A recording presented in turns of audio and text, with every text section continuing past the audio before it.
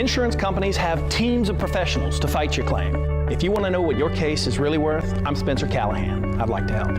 Spencer Callahan is the one to see. Call 387-2323. LA filing number 16-7970. WNXX, Jackson, KNXX, Donaldsonville, and WDGL HD2 Baton Rouge. This hour brought to you by Spencer Callahan Injury Lawyers, LA 21-12681. Offices in Baton Rouge.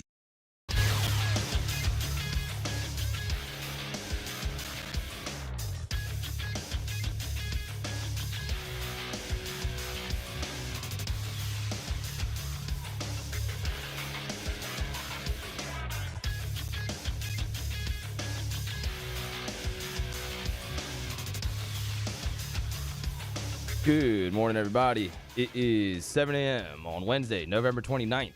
Today in Baton Rouge, expect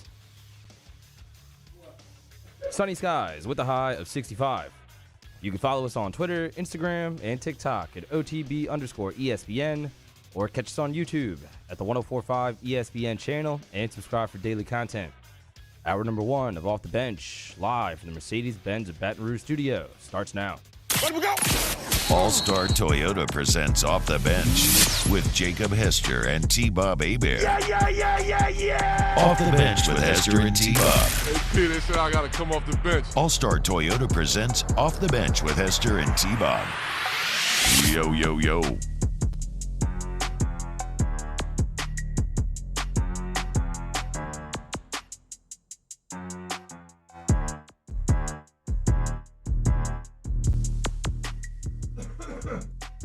Yo, what's happening, y'all? Welcome back. OTB, T-Bob, Jake, Mario, and Taylor hanging out with you today. How's everyone doing today? Hope you're having a wonderful Wednesday, November 29th, 2023. Holiday season rolling right along. Cold air in the air. We got CFP rankings last night. New Orleans Saints fallout continues. More LSU award talk as you got more guys being nominated to more awards and whatnot. Boys, how are we feeling today? I'm feeling great. I mean, how could I not? Covering college football like we do, and we get a story like Bobby Petrino going back to Arkansas, which we'll talk about later on. It's unbelievable. I mean, it's just the gift that keeps on giving. Yeah, I heard that they were vetting him, and I thought that's where the meme would end. But no, they done gone and hired that man. Look, credit to Arkansas, though, for being at least, not just giving in to the economic madness and paying Sam Pittman $16 million to go away. It's Arkansas. It was a down year. Pittman hired bad coordinators. Dan Enos was an absolute just horror show, and Petrino, I would say, represents an upgrade over that.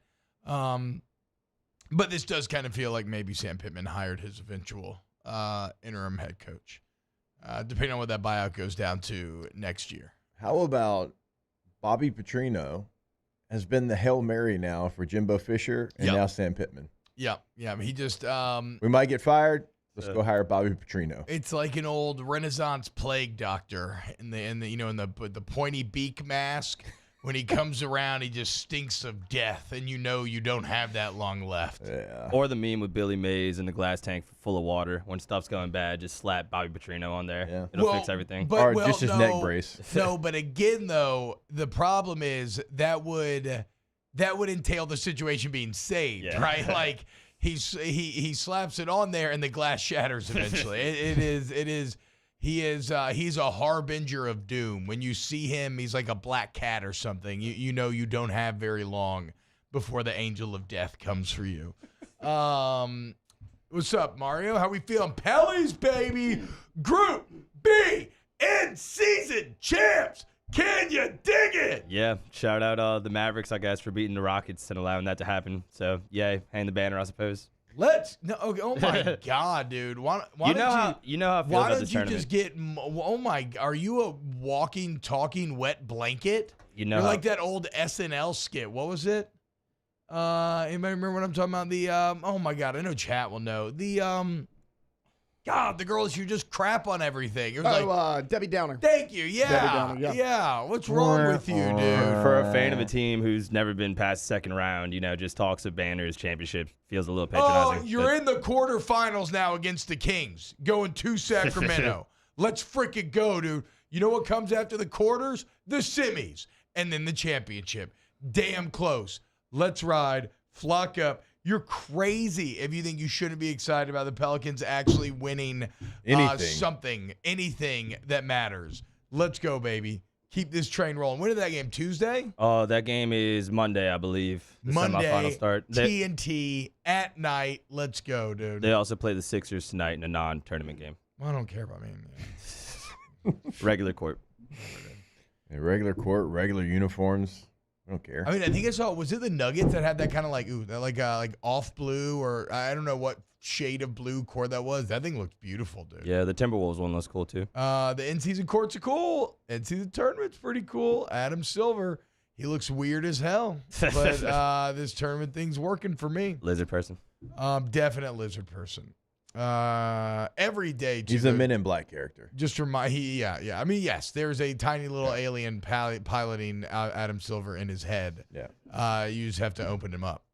Taylor, how are we feeling? You're looking like a little Yellowstone today in your jacket.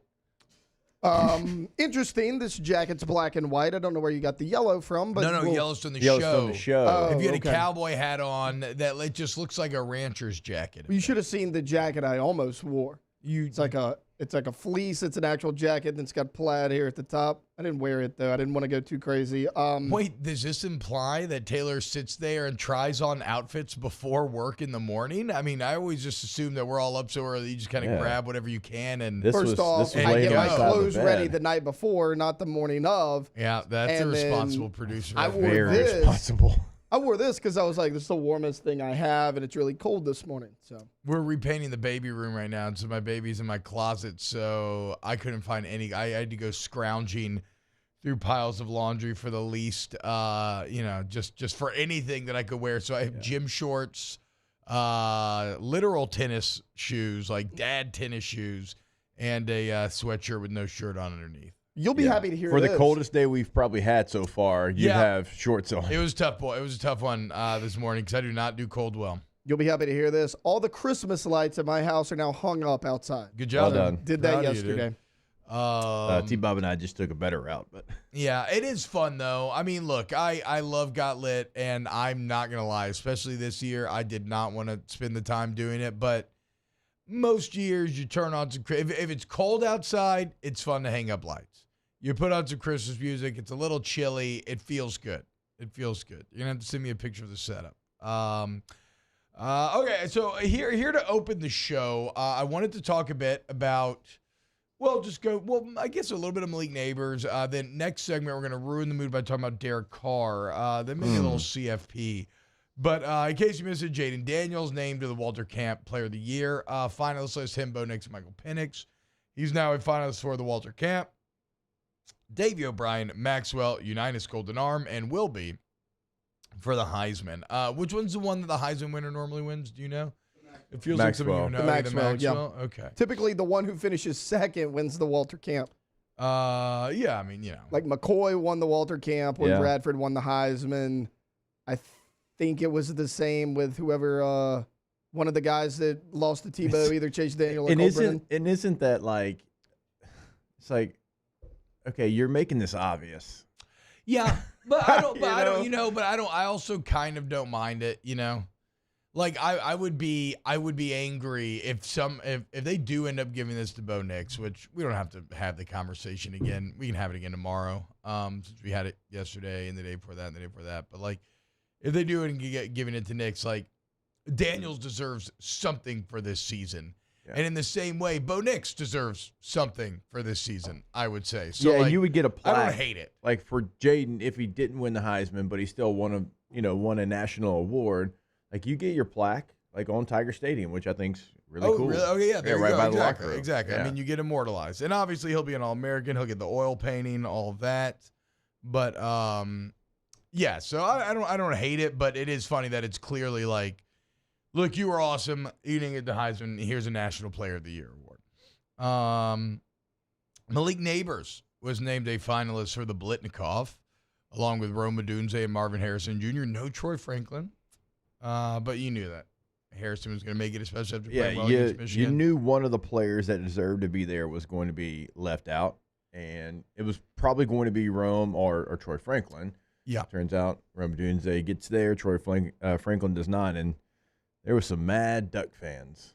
You know, and I get it because in Oregon's only real, like, big game of the year against Washington, Troy Franklin was unstoppable. Yeah. But so was Rome Odunze. Yeah. And Odunze just had too many moments in these close Washington games where he was the difference. I mean, even look at Oregon State. I think Penix threw for like 150 and 2 touchdowns. And I want to say like 120 of it and 2 touchdowns went to Odunze. In a game you win 22-20. So it felt like Odunze had multiple, like, I won my team the game moments, whereas Troy Franklin was just kind of cruising. Also, Oregon fans with their padding stat arguments, never forget you beat Portland State like 81-7. Oh, yeah, those have been shut down pretty quick. I wonder if someone who has not led in any major category, receptions, yards, average per catch, touchdowns, has ever won the Blitnikoff, because Marvin Harrison Jr. would do that. That's a good question. That's actually write that down. That's actually a great question. 'Cause we should look that up. Make sure we don't forget that. So I wanted to take this moment though, because so often, Jake, we're so deep in the woods that we can't see the forest of the trees, right? Like, I don't know always what the average person knows or doesn't know about this team, because all we do is talk about them, think about them 24/7. And so, like, do you think the average person actually knows how good Malik Nabers has been, like, over his career, but also just like this year? And I'm not so sure. Like, I kind of don't feel like they do. I feel like if you're just more of casual, and I don't mean that as a pejorative. I get it. I mean, like, it's college football. It's fun. It just happens to be my life. For most people, you have far more important things going on. But if you're more of a casual, you're probably like, yeah, Nabers is awesome. Love watching, right? He freaking dominates. He balls. And then you're like, Jayden Daniels awesome, right? But you may not really know. So LSUsports.net, as they were, had the piece on him being announced as a finalist, just kind of laid out everything he's done this year. So Malik Nabers currently leads the nation in receiving yards, 1,546 yards. He is second in the country in touchdowns with 14 of them. It's actually Brian Thomas Jr. who's ahead of him with 15. He has 9 games with at least 100 yards receiving, including a streak of the last 5 games. So the most important part of the year against the best part of the schedule, against the best competition, 5 100-yard games. I think I saw the 900-yard games hadn't been done in the SEC like 20 years. Oh, wow. Yeah. I believe it felt – I was surprised there wasn't something tacked onto that, because that felt like pretty crazy consistent. He leads the country in plays of 20-plus yards. How did Jayden end up with 90? Because Malik created 34 of them things. He's got 34 30-plus yard plays as well, and 7 plays of 40 or more. He is LSU's all-time leading reception getter. So if you're an old school fan that loved Wendell Davis or any of these other great receivers, think about it. Nobody stands further on top of the mountain than does Malik Nabers. If he plays in the bowl game, he will be the all-time yardage leader as well. He would have been had they not made an awful. I mean, how crazy is that? He would lead the nation in touchdown and be LSU all-time receiver. They had to call that awful holding call on Kyron Lacey. Makes you legitimately angry. Whatever. In his career, 186 catches, 2,980 yards. So if he plays in the bowl game, he'll have a 3,000-yard receiver. 21 touchdowns. As we mentioned earlier this season, Malik Nabers joined Josh Reed as the only LSU players in history with multiple 1,000-yard seasons, which is crazy when you consider, just run through all the names in this golden era of LSU football, right? Like Dwayne Bowe, Buster Davis. Obviously guys like Jamar Chase, Justin Jefferson, Like Terrence Tolliver, Ruben Randall, Jarvis, Odell, whatever, JoJo LaFell. Like you get it. The list goes on and on. Nobody but Josh Reed to kick things off 20 years ago, and now Malik Nabers have gone back-to-back 1K. That's crazy. Yard season. Yeah. That's crazy. It's a lot of NFL greats there. First rounders, yeah. Yes, littered throughout. And, but that's the point. He's just fantastic. Kind of going to your original question, I'm not sure that the rest of the country realizes it.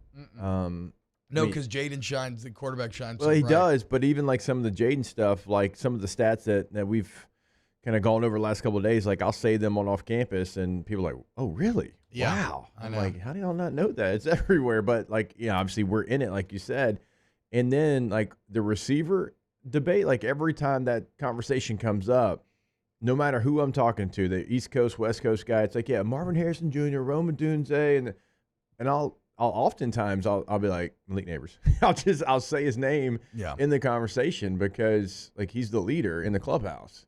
But I'm not sure. I don't know if it's because of the quarterback. I don't know if it's because of the preseason narrative of Marvin Harrison Jr. and even Rome Odunze too. I mean, he had a lot of hype. He was first team All-American. Yeah. Coming into the year, it's like if he was doing it in Conference USA, okay. If he was doing it in the American, okay. He's doing it in the SEC. And he's doing it at a level that, hasn't been done in 20 years. 900-yard receiving game. Like, unfortunately, I think it's also he too's hurt by the losses, Like, Rome Odunze would not be top of the mind if Washington wasn't 12-0, right? Like, if Washington was 9-3, people would not jump. Rome Odunze, like, Marvin Harrison Jr. would probably be getting love no matter what. Because obviously there is name recognition there, and he was awesome like last year as well, and everything. And there's name recognition there, and Ohio State's always been on that big stage. Yeah. But like if Washington was 9-3, probably your average person wouldn't be talking about Rome Odunze either. So once again, all roads lead back to this LSU defense just holding this team back in so many different ways. But whatever. But yeah, so I just wanted to take this time to shine a light, give thanks, and appreciate Malik Nabers for these last couple of years and whatever comes next for him. Because again, I don't want any of that greatness to be lost in anger over House being potentially retained or anger over Bo Nix in Oregon and yada yada yada. Like Malik was awesome. If Malik Nabers ends this season without any kind of national award and he doesn't also get his plaque right outside of the locker room, it's sad. That's a crime. Yeah. I mean, what if like how many receivers get first team All-American? Is it 3? Probably 3 now. It better be 3 now. I'm sure my position got kicked off the yeah. The Or award. I mean, you can give out 12 first team. You know what I'm saying? Like there's other positions. It used like, to be. Yeah, you strict get a 11. running back and fullback. Yes. Probably not anymore. No, I would say that Bad slot receiver. has more value. We've gone to 11 personnel. Yeah. Yeah. We have gone on the All-American teams. We've gone. I would hope so because he at least in the very least, it would be a high crime against God and humanity and the laws that the Lord hath made. Mm-hmm. If Malik Nabers is not in the least a first-team All-American with his oil painting and name outside the stadium, everything else. And also, Brian Thomas deserves to be an I know. All-American. It might not end up being first team, but he deserves to be I think he will be an All-American. I think. I mean, I don't know how you would avoid. I don't know how you could have put him on. Yeah. I mean, you got third teams out there. Like, Right. I mean, he should be Yeah, he's gonna second get on team some at level. least. But like, if he doesn't get even third, that's insane. He leads the country in touchdowns. He's over 1,000 yards himself.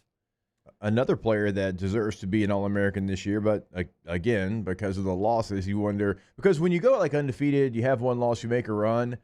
It's just like back in the NFL. Like if you had a good run, if you were 13-3 back in the day, your whole team was gonna make the Pro Bowl basically. Yeah. Like, oh yeah. If like Will Campbell would be a first team, no doubt All-American. He still might be, but he there would be are one. a ton of O linemen that have gotten onto All-American teams because they were part of a championship team. And it's just like, we got to choose like just the best guy on that. Like even if they weren't technically the best. They weren't really the best O-lineman, maybe the best O-lineman on that great team, and you become an All-American, which I mean is that's cool. That's well earned, but yeah, that's how it goes. If you went 13-3 back in the day, you were going to have 7 Pro Bowlers. Bro, the Saints Minimum. 2011 team really had all the Pro Bowlers. Like, I was watching the meme on Instagram a few weeks back, and it was the intro, and it was like, I mean, look up how many Saints players from made the 2011 when they had the record-setting season that ended in San Fran. Look up how many of those, how much of that offense made the Pro Bowl, because it was insane. All right, when we get back, let's talk Derek Carr. Let's ruin all of these good vibes in spirit of thankfulness as we switch it over to the New Orleans Saints. Keep it locked right here on Off the Bench. Off the Bench with Hester and T-Bob. ESPN Baton Rouge, New Orleans, Alexandria, and 1130 The Tiger. Are you courting someone this holiday season? Why don't you gift her some liquor from Noel Family Distillery, okay? Toast with the best, the fine, exquisite spirits that Chip and Natalie Noel worked on for years and years and years are now finally released to the public. And look, they're in your local bar, your local grocery store. Just ask for Noel. Maybe you're not quite feeling that it's tequila season, although I've continued to drink it every whiskey wine. It's absolutely delicious. Try out their rum, made from Louisiana sugarcane, the perfect holiday spirit to get you in the spirit. Noel Family Distillery. NoelFamilyDistillery.com. You got a little bit of everything there, T-Bob. You mentioned the tequila. You mentioned the rum. Don't forget about the vodka. Also the canned cocktails. So they've got something for everyone. Check it out all online. Get that delivery as well. NoelDistillery.com. In times of need, get a full list of phone numbers, websites, and other important emergency information on the Demco Stormwatch page at 1045ESPN.com. When it comes to ending cancer, we push forward, always working together for you.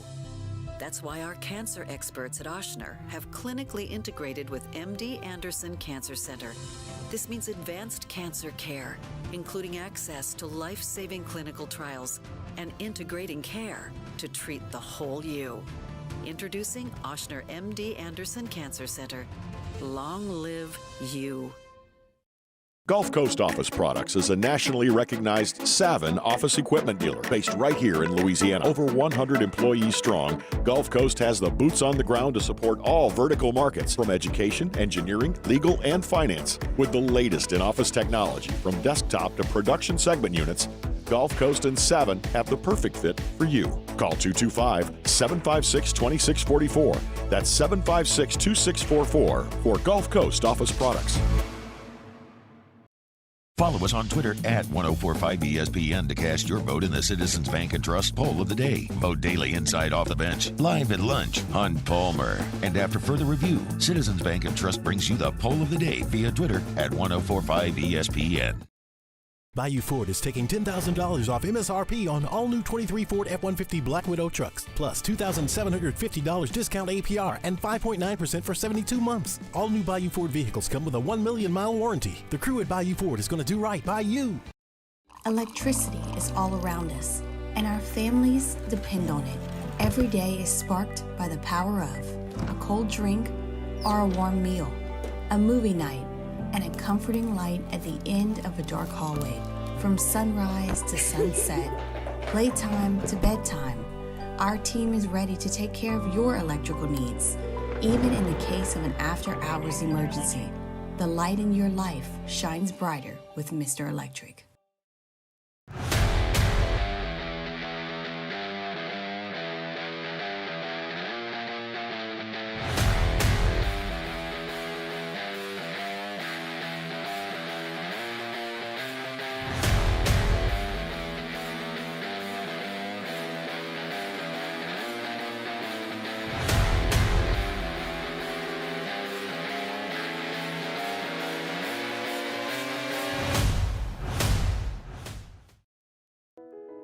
I've been doing business with Luba for 25 years.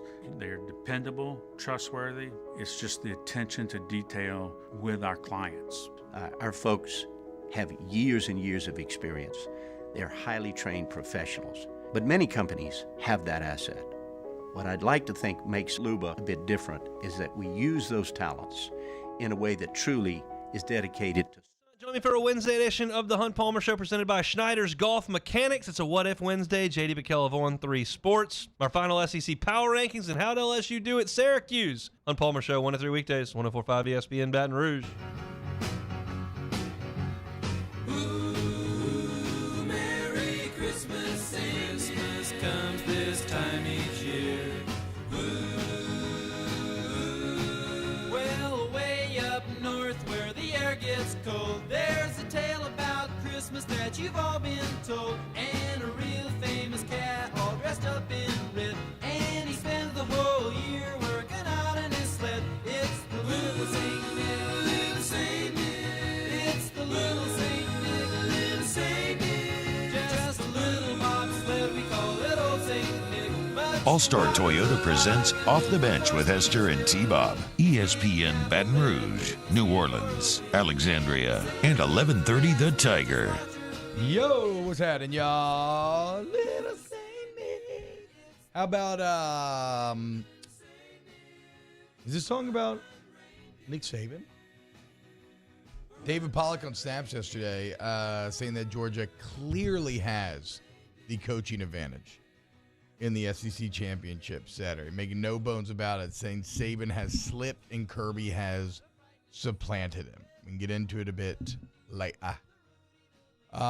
Speaking of Saint, do we have to? We do. Well, we'll do a little posy burger. We'll start with a positive, eat some rotten meat, and then end with a positive. Jari Evans semifinals for the Hall of Fame. Love seeing that. Shout out to the legend. Hope he gets it. He had one of those like if he makes it, it'll be surprise. Well, I don't know if it'll be surprising or not. I don't know the Hall of Fame dynamics well enough.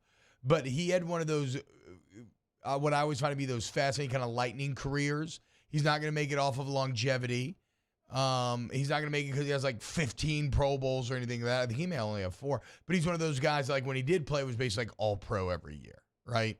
So just Jim Brown's like kind of the prime example. That was it 7 years in the league, but 7 just overwhelmed. Terrell Davis would be a guy that I'd probably put in that category. Man, TD was fun to watch. I still can't believe that those old Broncos teams didn't have a single O-lineman over 300 pounds when they won back-to-back Super Bowls. That's crazy. All right, so there's your positive. Now let's get into Derek Carr. There's a paragraph in Nick Underhill's film review on New Orleans football right now that is not meant to be negative. In fact, it's kind of almost trying to be positive, I would say, and yet I found it to be the single most depressing paragraph you could read to sum up just how abysmal this offense really is. Here it is. Quote, one pass that wasn't way off the mark, but still wasn't put in the easiest place to make a play, came in the second quarter on a throw to Juwan Johnson. We're pointing this one out more for the play itself than the result. New Orleans tried to introduce some wrinkles on this play and had a player in motion before the snap, a play-action fake, and called for Carr to roll out on a bootleg to try and hit Johnson. The pass was off the mark, but it did show some creativity and could be something the team tries to incorporate moving forward, even if it didn't work well here. Close quote. My God, man. My God. If that does not lay out how putrid Carr and Carmichael are right now, that on a film review art, and this is not on Nick because I get why he's pointing out, and you know how I feel about Nick's analysis. It is beyond my own when it comes to NFL, certainly. But we're doing a film review week 12, Jake, and a play that gets highlighted is an incomplete pass simply because it featured pre-snap motion, a play action, and a boot? Yeah. And Derek Carr can't hit the pass? Like, what in the world? So you see all of the awful Saints offensive philosophy and design and lack of creativity and lack of everything wrapped up into the fact that this play is highlighted. And you see all of Derek Carr's horrible inaccuracies, which continue to puzzle me. It's just it really hit me in the gut reading this paragraph. It's week 12, guys. Yeah, it should. It's week 12. It is week 12. And when you look across the league, like Baker Mayfield is having a much better year than Derek Carr. He's got more yards. He's got 7 more touchdowns, only 2 more interceptions. But, I mean, he's having a better year. Completion percentage is about the same, right? Well, Tampa didn't pay for Baker Mayfield what you paid for Derek Carr. I mean, we could go like Sam Howell's having a better year. Justin Fields, who missed 3 games, has 2 more touchdown passes than Derek Carr. And he missed 3 games. And didn't they just win like 12-10? Yeah. On Monday Night Football? Yeah. I mean, he only has, I think, 2 more than Jimmy G, and Jimmy G's played 6 weeks. I mean, I don't remember the last time he threw a touchdown, but the Colts game. Bro, God, that was a long time ago. Yeah.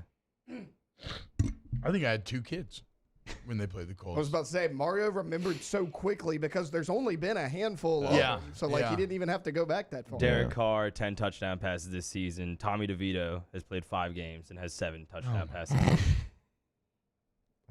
Again, Tommy DeVito lives with his parents and his mom. And you pay this man $40 million.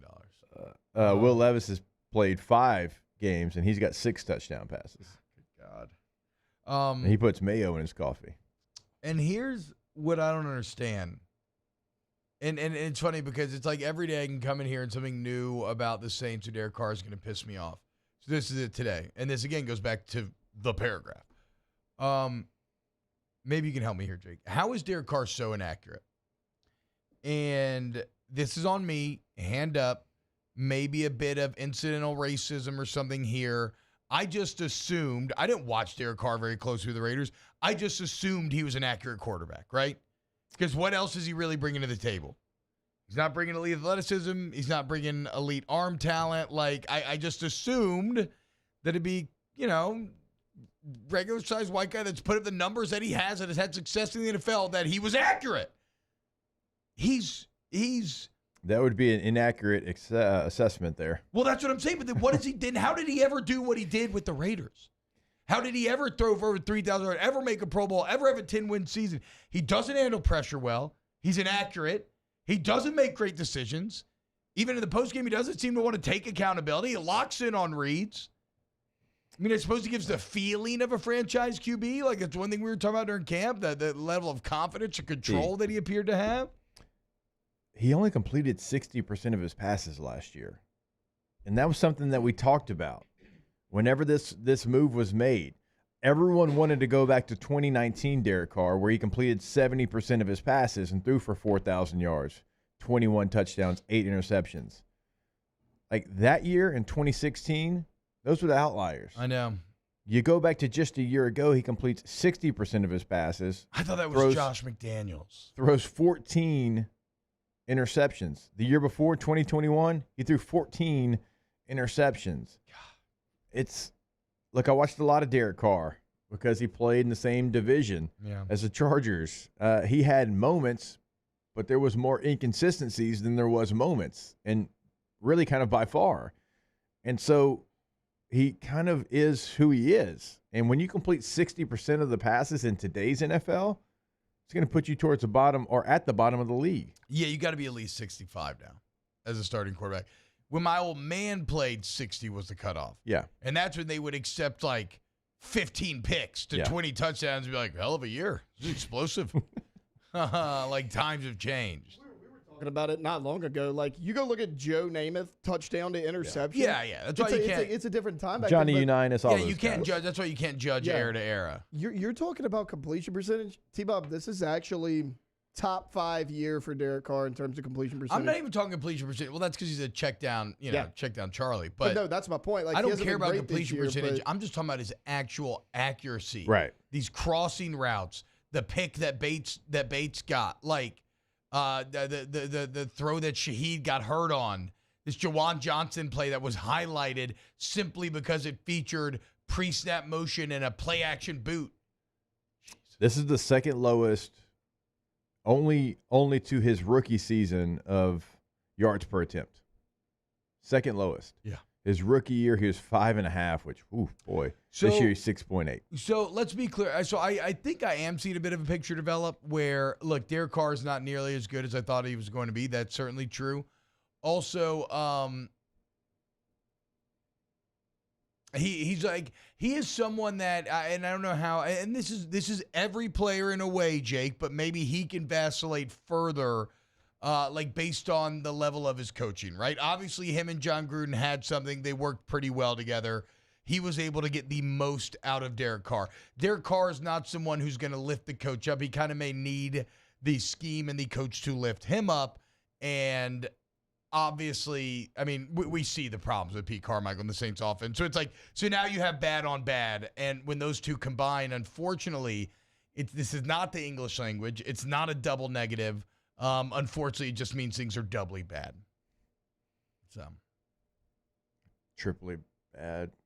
Quadruply bad. Bad.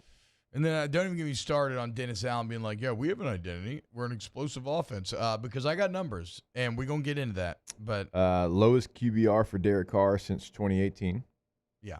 So far. See, that's what I'm saying. Like, right, like maybe Carr's not that good anyway because, again, something like accuracy's not coaching. So, and then also Pete Carmichael's not good, and so now we're just getting a gumbo of bad. Yes. A burned roux gumbo too of soon bad. still. Too soon. I do not want you in a bad mood. I know.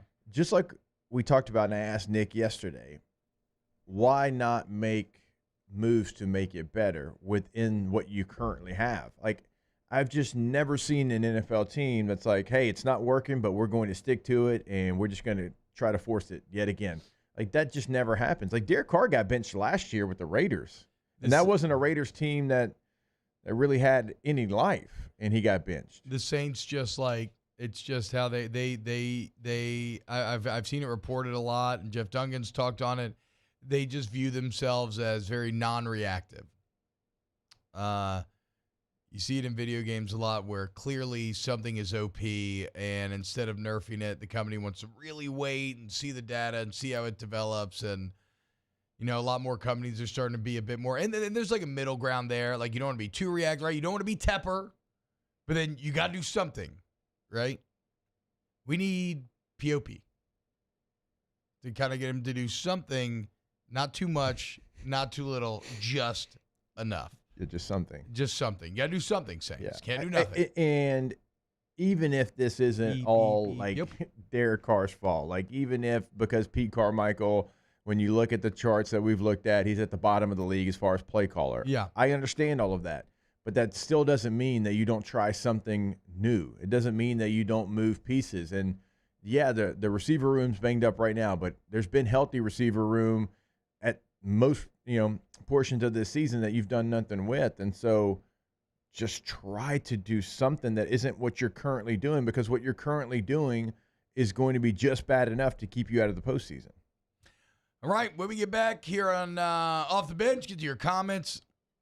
Dennis Allen's comments. Still got to talk college football playoff. Matt Flynn coming in for some holiday flustering. Keep it locked right here on OTB. Off the Bench with Hester and T-Bob. Does a random Forgetting Sarah Marshall reference still play? Yes. I mean, it Taylor, always will for me. Taylor, have you ever seen Forgetting Sarah Marshall? Yeah, twice. Okay, cool. All-Star Toyota BatonRouge.com. Seen it twice this year. BatonRouge.com. I've bought a Murdout Mini twice. You have? From All-Star Toyota. That could be you. Or maybe Tundra, RAV4, Highlander, whatever. These new hybrids, man, they're pretty awesome once you can, get past the idea of understanding that they did turn on. The gas mileage you get feels really good in the wallet, boys. And so if you're thinking, man, I want a new car, but I'm a little, money's tight. Okay, well, check this out. First off, you turn around, you trade or sell in your vehicle, you're going to get maximum value. Then you turn right around and maybe buy new, Toyota certified used vehicle you lease. But if you get one of these hybrids, well, there's inherent savings built in, along with the great prices you're going to get with Toyotathon and everything else. Also, ToyotaBatonRouge.com. Our listeners fire off their opinions on the JimsFirearms.net hotline at 499-1045. Keep listening for your next chance to shoot us your thoughts with the JimsFirearms.net hotline on 1045 ESPN Baton Rouge.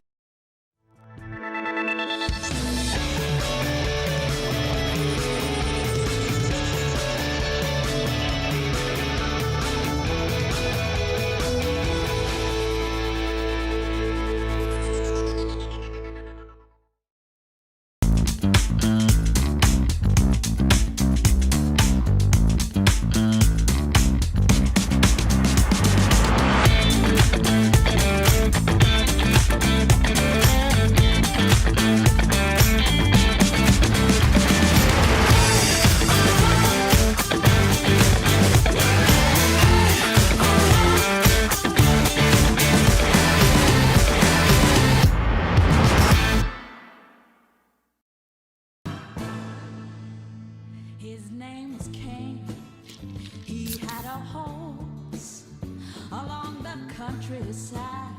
I saw him ride. One day they found him. It was a humid day.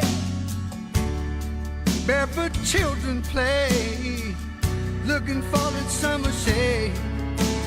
Time just slips away. Oh, Louisiana, some kind of hold on me. Like cypress stumps, your roots are planted deep inside of me. Electricity is all around us, and our families depend on it. Every day is sparked by the power of a cold drink or a warm meal, a movie night, and a comforting light at the end of a dark hallway. From sunrise to sunset, playtime to bedtime, our team is ready to take care of your electrical needs.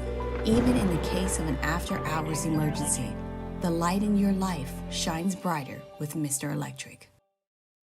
Hey, boat owners, check it out. It is the holiday season, which means it's time to buy yourself a gift by taking your boat to the next level with our friends at Front to Back Boat Service. Now is the perfect time to upgrade your boat and get it ready for that warmer weather, whether that's trolling motors, HD sonar, anything and everything. The Sherman family's been at it for 30 years, and Devin's going to take you through 30 more. Find them on Facebook at Front to Back Boat Service or go to fronttobackboatservice.com.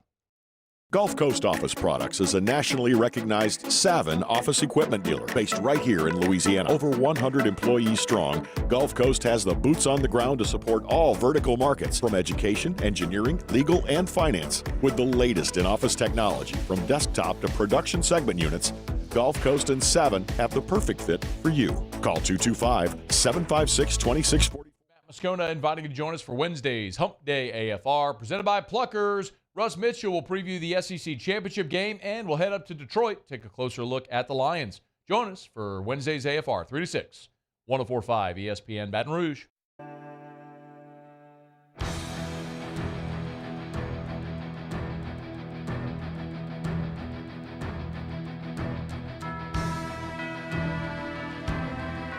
All-Star Toyota presents Off the Bench with Hester and T-Bob. ESPN Baton Rouge, New Orleans, Alexandria, and 1130 The Tiger. Somebody needs to be, and I need like a montage video of like an angel of death walking the pink slip to Pete C's locker with this playing in the background. Well, look under the tree, Pete. So somebody in the chat asked, how much of this is on William Anthony? How much of the scheme, how much is on Carr percentage-wise? I don't really care about that. I think, that doesn't matter because there's also like the O-line's not doing well. That doesn't help anything. And then where was it? Somebody mentioned, Chris Terrell. Just accept the fact that the Saints failed on the Carr evaluation and they're stuck with him. So that's interesting, right? Because you are at least stuck with Derek Carr for the foreseeable future, is what it is. A lot of great quarterback talent coming out of the draft, so that's fine. You're not stuck on the other parts, though, right?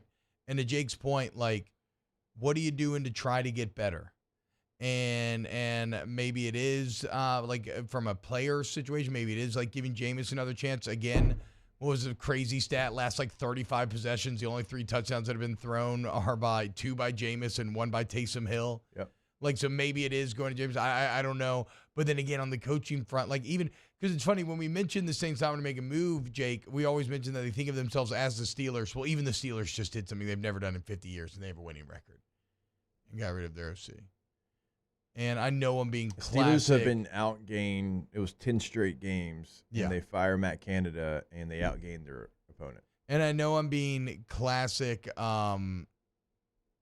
radio guy a-hole calling for firings, and I don't know. It makes me feel bad, but you got to be objective at a certain point, and it just is what it is. And, people call for us to be, fired all the time. The amount of Texas fans I have that constantly, how's this guy have a job? How's he, it just comes with the territory. And also, it's not just for Pete Carmichael, it's not a one-season sample size. No. Now you've had 2. Yeah.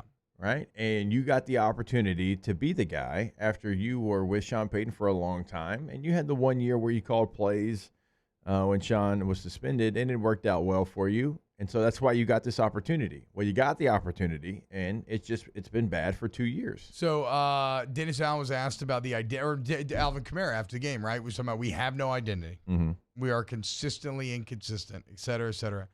And we're just trying to keep our mentals right. And Dennis Allen took exception to that. He said, no, I think, I wouldn't say that we don't have an identity. We do. And then he said, well, okay, well, what is it? He said, I think we have explosive players in offense. I think we've proved we can be explosive on offense. Defensively, do a good job of taking the ball away. And, there are areas in the 3 phases we can improve on, but I think we have a fast, explosive offense and an opportunistic defense. Let's check explosive offense. Why don't we? So right now, 9% of the time, the Saints produce explosive runs. That is 29th out of 32 teams. 8% of the time, they produce explosive passes, which is actually 21st out of the teams. But overall, only 8% of the times are the New Orleans Saints having an explosive play, which is good for 27th in the NFL. Yeah. So if you're telling me your identity is you're explosive and you're 27 out of 32 teams, I'm telling you, you don't have an identity, or you just suck at whatever you think you're good at, and you're doing an awful job of self-scouting and not understanding where you actually are good and are not. And the wild thing is, most of those explosive plays in the passing game, they've come on like 3rd and 1 shots to Rashid Shaheed. Yeah. Like that's the one explosive play that they have in their repertoire. It's like, try to name something else. Everything else has been a player typically making a great individual effort. Yeah. And that's where the explosive play is coming from. Play design, it's, hey, 3rd and 1. They think we're going to run it. Rashid Shaheed, run as fast as you can because you're real fast. And Derek Carr is going to throw as far as he can. And that's the only play they have. I agree. Avo Marzwani, the only thing explosive about this offense is the diarrhea in the red zone. Fair. Very fair. Mom, bad for him. All right, closing out hour number 1 when we get back. Off the Bench with Hester and T-Bob. GordonGives.com is the website, and it is the Christmas season, and Gordon is giving back to the community. Gordon's favorite holiday memory when he was growing up was getting a shiny red bicycle under the tree. We all have those moments that we remember. Well, Gordon's trying to recreate them for families throughout Louisiana. You go follow him on social media at GetGordon, then you register at GordonGives.com, and you'll be entered to win one of 488 bikes being given away this Christmas season, the most they've ever done. So, make your Christmas special this year, a little extra special with your friends at Get Gordon.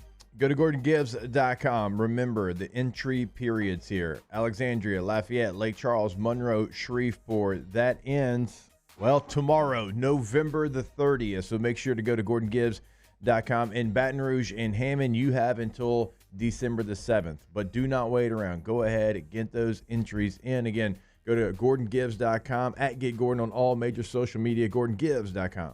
In times of need, get a full list of phone numbers, websites, and other important emergency information on the Demco Stormwatch page at 1045ESPN.com.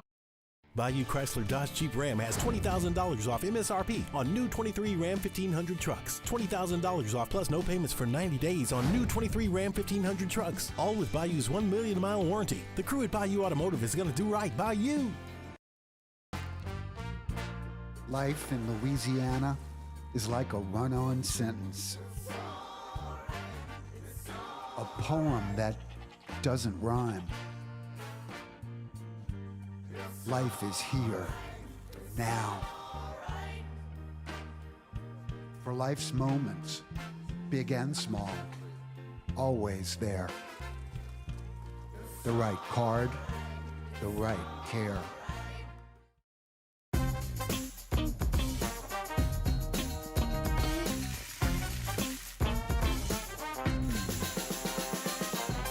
The best kept secret in town is out. Discover Tallulah at the Renaissance Hotel on Bluebonnet.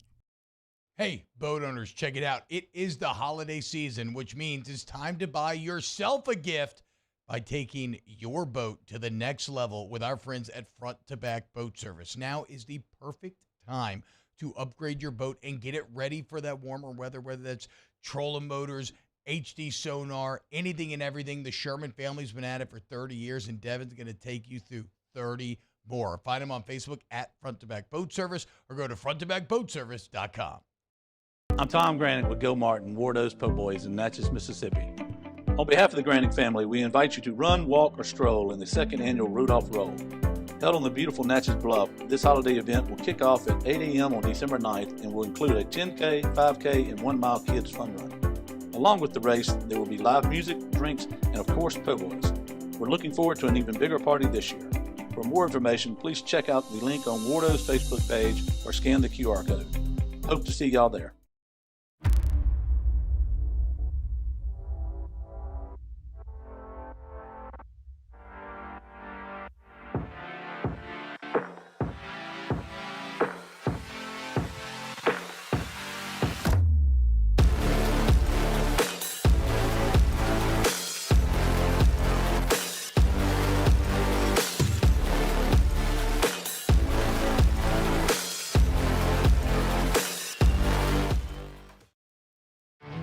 There it is, the extra mile, on the border of expected and extraordinary for those willing to go further, like vans customized for work or play, with safety and tech to keep you connected, supported by a 5-star sales, service, and finance team, and backed by the 1-star you know. So go the extra mile. It's never crowded, because so few have what it takes to. On championship weekend, it's the Georgia Bulldogs and Alabama Crimson Tide for the SEC championship. Immediately following that game, it's Michigan and Iowa for the Big Ten title. Tune in to catch both of those games right here on 104.5 ESPN Baton Rouge.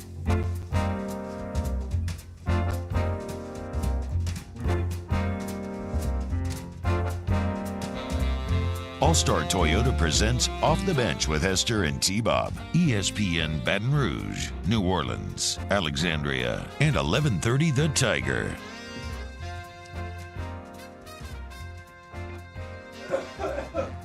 Jesse McCormick said, I think we're entering the second age of Saints players leaving New Orleans have Hall of Fame careers for the title contenders. Saints will probably trade Kamara to Philly for a couple late-round picks. Now that's being a Debbie Downer.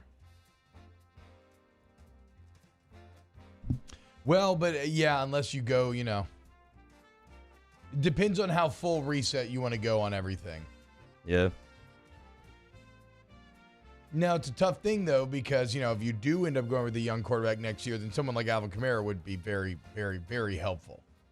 But but if you go, I don't think you're going to get a new GM again. I think Mickey Loomis is untouchable. But if you did, he would probably start to. I guess that's the thing. As long as Loomis is in play, that's not a guarantee, but we'll see. And he mentioned Trey Hendrickson, but Trey Hendrickson was different. You just didn't want to choose to pay him, and that looks like a mistake in retrospect.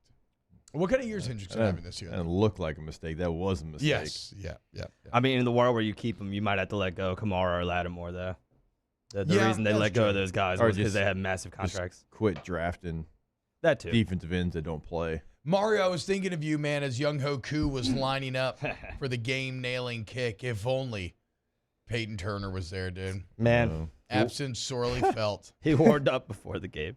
Did he really? Yeah, he's getting closer. He warmed up, and he's like, not feeling it. Not today. He couldn't. Yeah. He wasn't feeling himself. That happens not in New feeling Orleans. Like Peyton today. Yeah. Can't do it. He couldn't give us one field goal block. He couldn't give us one play, one field goal block. Truly, that thought went through my head before the kick, too. No, it did me. I mean, I'm not exaggerating. It did me as well. I was like, is Peyton Turner in there? No. Oh, shoot. That game in 2022, meaningless game, meaningless season, but some of the most fun I've ever had broadcasting football. In Atlanta. Wasn't beating Atlanta 2 kind of the last thing that Dennis Allen kind of had going for him as well? 100%. Me and Musso had that talk in the hallway yesterday. Literally the last thing he had going for himself. As bad as the Saints were doing, you were still able to kind of laugh at Atlanta, your main rival, say you have not won a game against Dennis Allen. Now you can't even say that. And now you're losing Ryan Nielsen and Caden Ellis and Onyemata. Onyemata had a forced fumble. Lucky the Saints didn't lose it. Have you never held a football and ran before, Derek Carr? My goodness. Yeah.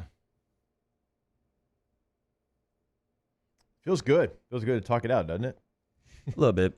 I mean, it is. Acceptance. It is at least cathartic in that, like, again, I feel, and you can say that maybe this is not the way to run a franchise, and you're probably right, because what would I know about that?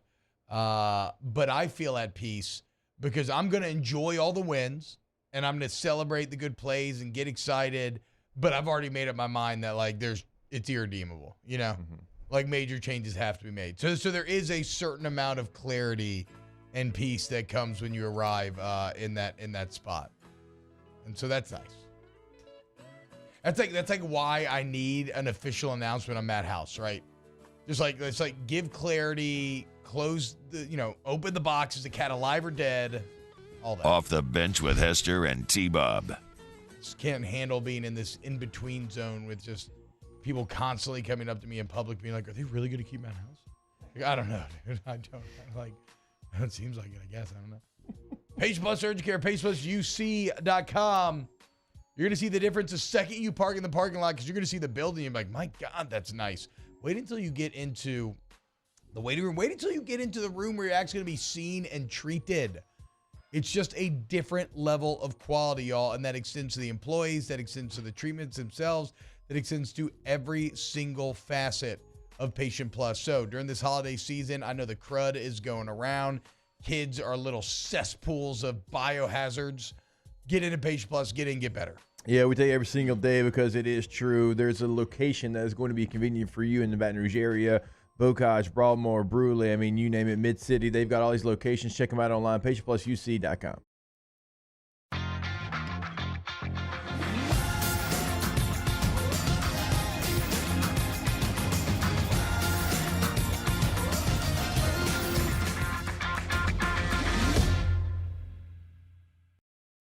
The Windsor Senior Living Community in Mandeville, Louisiana is a beautiful, vibrant apartment community geared toward seniors. They are nestled right in the heart of Mandeville, where seniors live a more carefree lifestyle in spacious apartments with the peace of mind that comes from having a little extra help. Call the Windsor at 985-624-8040 to schedule a lunch and tour. Come see how the Windsor can be your passport to peace of mind. Electricity is all around us, and our families depend on it. Every day is sparked by the power of a cold drink or a warm meal, a movie night, and a comforting light at the end of a dark hallway. From sunrise to sunset, playtime to bedtime, our team is ready to take care of your electrical needs. Even in the case of an after-hours emergency, the light in your life shines brighter with Mr. Electric.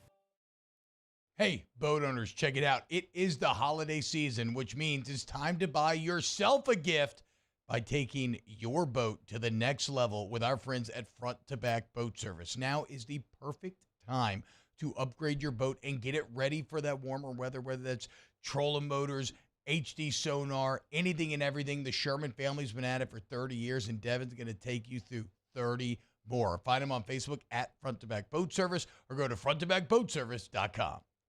Gulf Coast Office Products is a nationally recognized Saban office equipment dealer based right here in Louisiana. Over 100 employees strong, Gulf Coast has the boots on the ground to support all vertical markets, from education, engineering, legal, and finance. With the latest in office technology, from desktop to production segment units, Gulf Coast and Saban have the perfect fit for you. Call 225-756-2644. That's 756-2644 for Gulf Coast Office Products.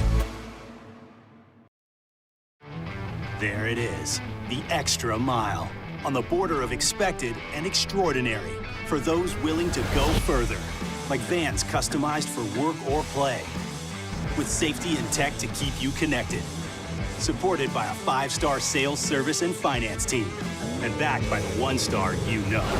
So go the extra mile. It's never crowded, because so few have what it takes to go there. Mercedes-Benz Vans.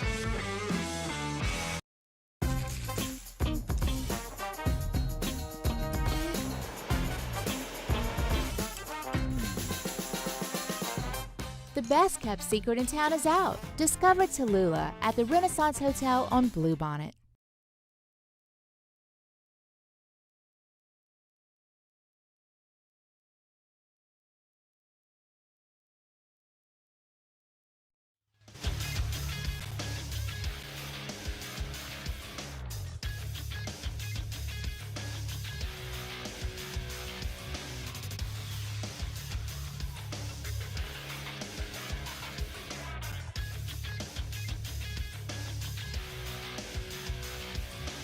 Good morning, everybody. It is a.m. on Wednesday, November 29th. Today in Baton Rouge, expect sunny skies with a high of 63.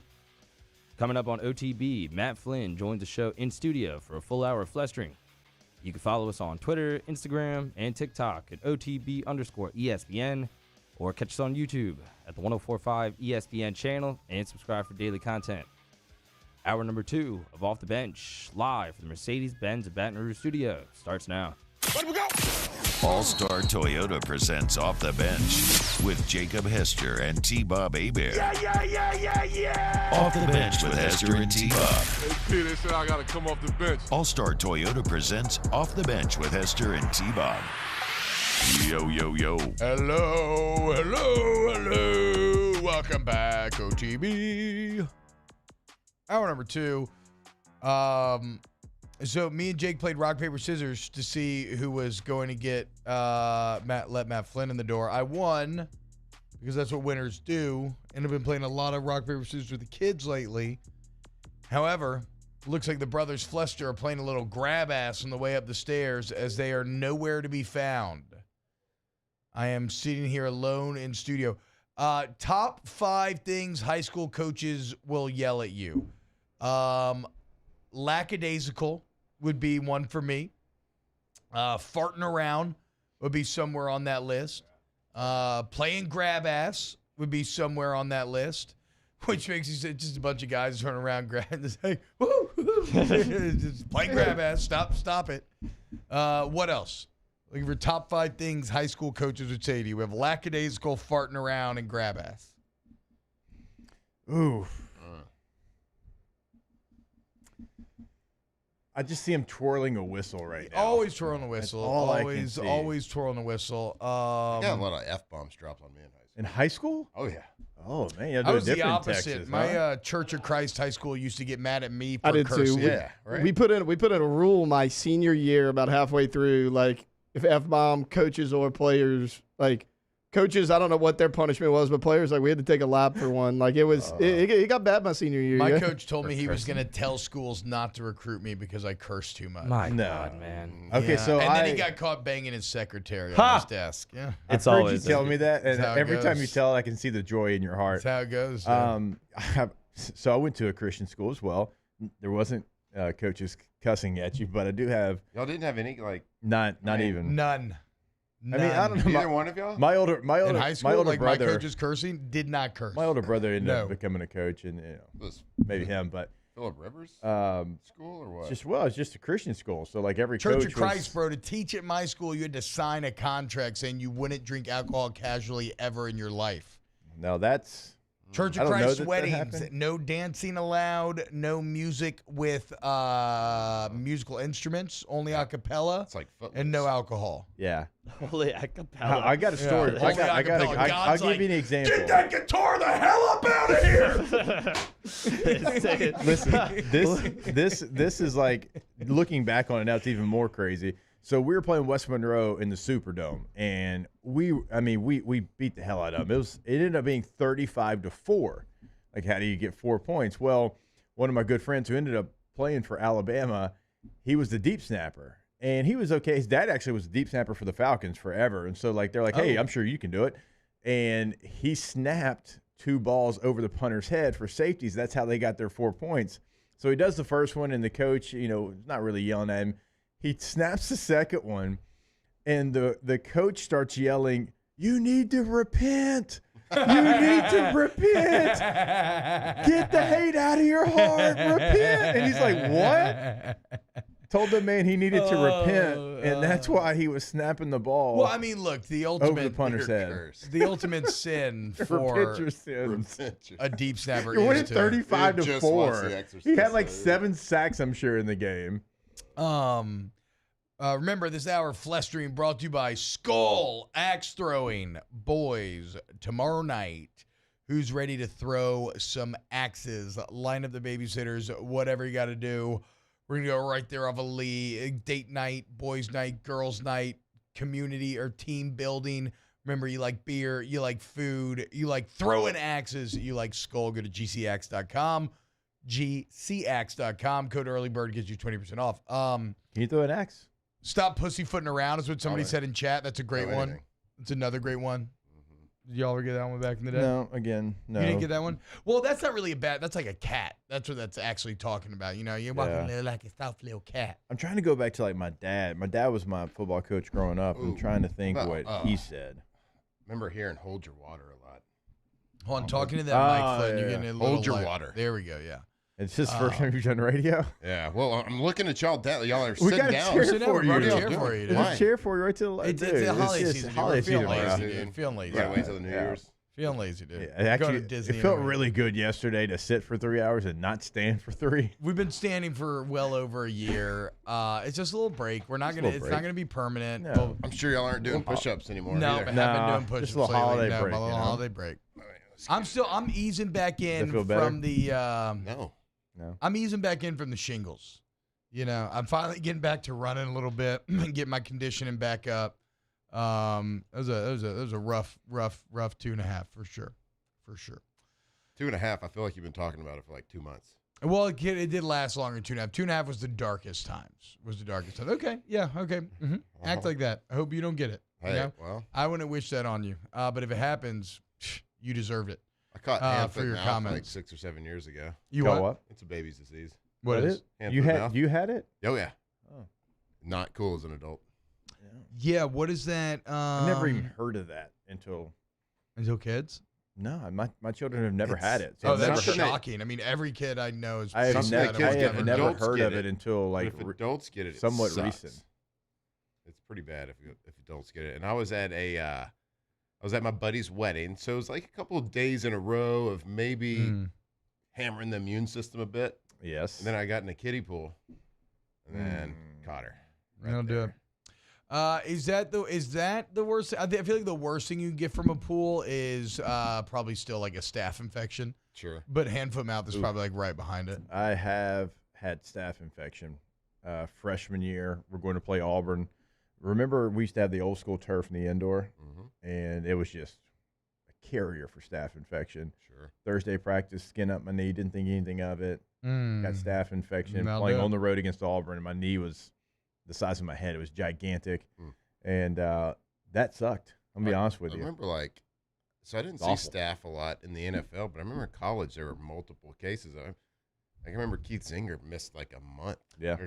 They, he missed some time because dude, of staph. It was like the most famous staph story I remember comes from the NFL where was it Carl Nicks? Who went to the Buccaneers after he left the Saints? Carl Guard. Nicks, It I was believe, Carl Nicks. Carl Nicks' career basically got ruined by staph. Like the Bucs had like this horrible outbreak, and I can't remember if he had a toe amputated or almost had one or a leg or something. Like his career got derailed. I think he ended up suing the Bucs. I don't know if he won or not, but yeah, they had a massive outbreak. I think it was Carl Nicks that I worked out with on a free agent visit in Tampa. I'd have to go back and I think that's who that was because, like, I was going into year 5. He was well above that, and they were trying to get us to run 40s on a free agent visit, and he's like, running a 40? You kidding me? I'm like, you're 8. Oh I've made like 2 Pro Bowls. No. Did you run it? No. I had to run it in New England on a free agent visit. A 40? I had off a plane. I had to run one in Detroit. I was on a vacation because I wasn't signed with the team. It was in the offseason. It was when Tom Brady got hit for Deflategate, and they came out with a suspension. And so I wasn't on a team. So my wife and we were on a little vacation. I can't remember what for. Maybe it was like a wedding or something. But we were overseas in Italy, and I'd been drinking pasta and drinking wine for like a week straight. And my agent calls me, and I'm sitting there drinking wine and eating pasta. Yeah. He's like, they want you to come work out. Carbo loading. And I'm like, can you give me like 2 days, please? And I get there, and they brought out the laser times for the 40, the Pro Agility, and the L Drill. How heavy were you feeling? Dude, what year? That would have been like year 7 for you. This was year 8 for me. Were you feeling And a I'm little like, heavy, like just bro. looking at him, just like, what? And so they're filming me. I'm out here in Gillette Stadium. We're like on the practice field. I'm out there, and they're filming me do all this stuff. And I'm like, look, I'll do it, but it's not gonna be good. I told them. I was laughing the whole time, like on this film, doing the L drill, doing the. I hadn't done it since the combine. That's what I told Tampa. I was like, "You're gonna be disappointed by this." Yeah. I was like, "You don't have 5 years of film you can go watch." You could feel the fettuccine Just wobbling in I your was belly like, as you were going to cut. right now? Oh, that's. I mean, I wouldn't have been good if I wouldn't have been there. So eating and drinking. when I came to see you, when you were in Seattle, and I came on my free agent visit there, like there was a mix-up, and they were thinking I was going to have to work out, and I'm like, really? Like, yeah, bub. To work? Like, it's a free agent visit. This isn't like an in-season. This is like free agent visit to come see if I want to sign. And so, like, I called Snyder. He goes, "Oh no, that's a mix-up. You don't have to work out." I was like, "Thank God." Yeah. Like, I'm trying to sign here. I don't want y'all to be disappointed. You know who was on that the same visit? He's an NFL head coach now. Is Kevin O'Connell? Was he on that trip? He was on the same one. Now he had to work So out. Kevin was my draft class. He was the 3rd round pick. That was a random from 3rd Jets. round pick. Yeah, he was. Can you tell me where he played college football? I could if you gave me some time. Akron. Okay, anybody? Kevin O'Connell. Without looking it up, where did he play college it wasn't football? San Diego State, was it? Oh, look at you! You know why? Because I hated him at the time because he got drafted in the 3rd round. Sean Lewis. I was like, "Who's this clown?" This guy holds grudges more than anybody I've ever met. I mean, I like him now. It's you NFL guys. I mean, great guy. Tell you ended up being so At great. the time, I was like, "Who's this guy? I need to be drafted 3rd round." Yeah. What are you? 7th, 3rd overall pick. Avo says, the 7th round. Hey, you beat out a 2nd round pick though. It's always going to be your, dominated. You always got a story to tell. Which one of the? Brian Brom. Okay, I was going to say which one of the Broms. It wasn't Jeff. No, Jeff's old. He Still, played in the Brian's XFL, doing the OG. pretty good. You know. Well, so is My High. Yeah. DreamMyHigh.com. No. I mean it like and you bested him. Like he's doing pretty good, and you bested him. Somebody is asking when Captain Griswold, when is My High merch going to be available to the public? My merch? Yeah. Is there a calling for that? If people want it, Captain Griswold wants it. I mean, I imagine if you were going to do merch and you're unsure about the market for it, like there's got to be like a print on demand setup for it, right? But also, I mean, you don't want to be getting I could print on demand, but like if you're going to sell merch, you don't want it to be like unquality stuff. No, so like, that's what I'm saying. You're not sure no. about it. You kind of start with the cheaper I'm saying, I was stuff. about to say, I don't want to. I'm not now. You don't want to do like Gildan, like yeah, scratchy, I like mean, shout out Gildan. Shout out Gildan for your scratchy ass shirts. shirts. There's a place for everything. I'm just saying, bro. No, I mean you're gonna still you would want a high quality. Gildan. Like I'm sure there's companies out there Every you can get a marathon high quality one. Golf tournament giveaway. Yeah, has a Gildan shirt with about 100 yellow. I'm not saying Gildan doesn't serve a purpose, but I mean, am I lying? Am I like lying on someone? I mean, do they serve a purpose though? It's like you get that shirt at the golf tournament, it instantly goes in the trash. And I know that's true. And then like you wash it and it fits so weird after that. If you ever try to wear it boxy again, but short. Yes, boxy but short is a perfect way to put it. Right, good business model they got though. And then They're still doing it. Whatever, I don't know if it's like silk screen or what. I don't know what it is, but however they attach whatever they're trying to attach to the shirt, it's like raised. Like you can feel it, and it never stays on. Yeah. You know what? I'll look And into it slowly the flakes merch. away. I'm sure there's thousands and thousands of people looking for some My High shirts and hats. Maybe I'll find a print on demand. We'll That's what I'm saying. Like, but a quality one. Quality. Yeah, we've been trying. The tricky part. We've been trying to get merch here for going on 3 years for this show. The program director says Gildan has a premium line of shirts, man. They are soft as heck. Well, look, that's fair. I'm sure Gildan's like, got multiple tiers. Premium Gildan. Yeah. But like that ain't their bread and butter. And that's fine. Like you gotta have an economical option. Gildan's bread and butter is 100% Chinese cotton. Hold the Mayo saying hit him up. He knows, and he would know because he does great merch and it fits great. I still wear my Mayo merch. The logos do not come off easily. They feel great. I wear them all the time. I really want one of those Grinch, one of the Christmas HTM shirts for sure. All right, when we get back here on OTB, talk some college football playoff. We're gonna go deep with Matt about how he feels about Oregon remaining as the 5 seed and Ohio State only falling back to 6 with Texas and Alabama coming in behind. So look forward to Matt Flynn's analysis on the entire I'd like to talk about the Saints too. I heard y'all talking playoff about that. picture. Actually, we could definitely do that. Oh, you did play for him. I guess that's true. Coming up next. Whatever. here on OTB. Off the bench with Hester and T-Bob. ESPN Baton Rouge, New Orleans, Alexandria, and 1130 The Tiger. Lars says I've officially boycotted OTB merchandise for procrastination. Just know that it was not procrastination.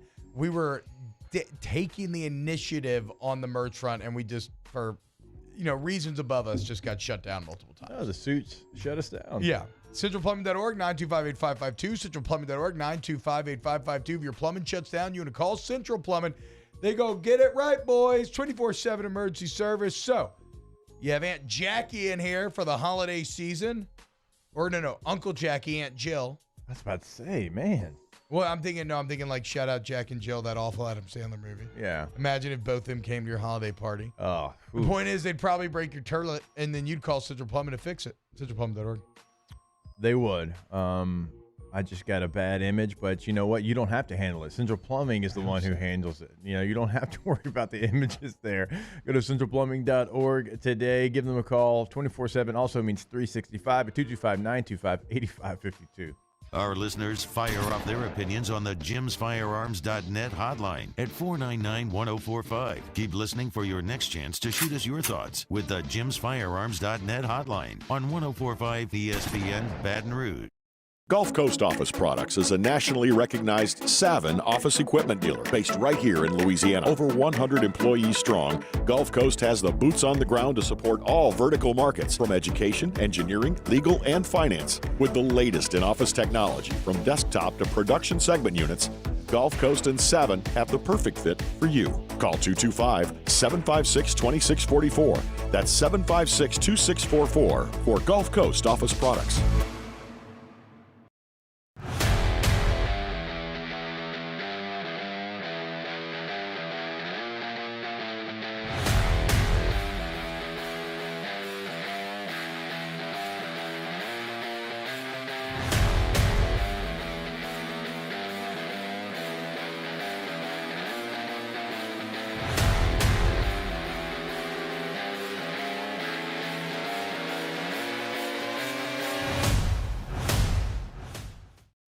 Bayou Chrysler Dodge Jeep Ram has $20,000 off MSRP on new 23 Ram 1500 trucks. $20,000 off plus no payments for 90 days on new 23 Ram 1500 trucks. All with Bayou's 1 million mile warranty. The crew at Bayou Automotive is going to do right by you. I'm Tom Granick with Gil Martin, Wardo's Po' Boys in Natchez, Mississippi. On behalf of the Granick family, we invite you to run, walk, or stroll in the second annual Rudolph Roll. Held on the beautiful Natchez Bluff, this holiday event will kick off at 8 a.m. on December 9th and will include a 10K, 5K, and 1 mile kids fun run. Along with the race, there will be live music, drinks, and of course, po' boys. We're looking forward to an even bigger party this year. For more information, please check out the link on Wardo's Facebook page or scan the QR code. Hope to see y'all there. I've been doing business with Luba for 25 years. They're dependable, trustworthy. It's just the attention to detail with our clients. Our folks have years and years of experience. They're highly trained professionals, but many companies have that asset. What I'd like to think makes Luba a bit different is that we use those talents in a way that truly is dedicated to serving the needs of the folks who depend on us. Dylan Cruz here to tell you about Six Rings Baseball and Softball Camp. If you live on the North Shore and play ball, go to Six Rings Camps with former LSU assistant coach Dan Canaveri. His knowledge is second to none, and your child will improve and have fun doing it. Camps were held at Coquille Park and Six Rings Academy in Covington with 4 sessions over the summer. Full day and morning only sessions are available from ages 7 to 13. Go to sixringsbaseball.com or call 985-206-9096. Learn the game to love the game. Electricity is all around us, and our families depend on it. Every day is sparked by the power of a cold drink or a warm meal, a movie night. Jimmy, I'm Charles Hanegraaff for the Wednesday edition of Live at Lunch, live from Snow Seafood and Steak, Airline Highway at Highway 74 in Gonzales. 11 a.m. to 1 p.m. Wednesday, 104.5 ESPN, Baton Rouge.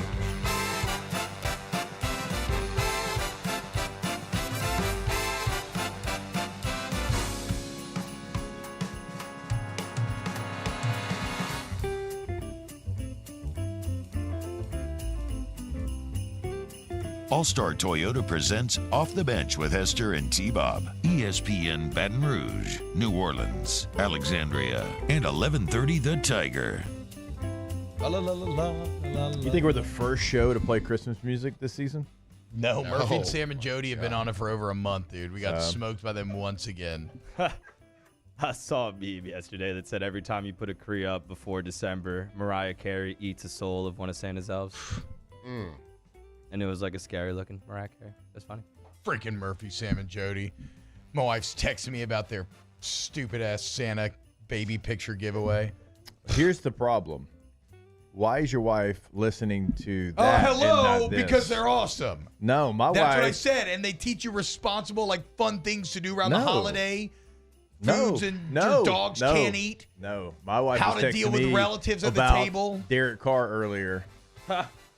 So she was listening to Five this show. keys to throwing a great Christmas party this holiday season. People can get that information on TikTok all day long. Yeah. They don't need to listen to I don't have TikTok, How but when I they're believe driving, him. bro.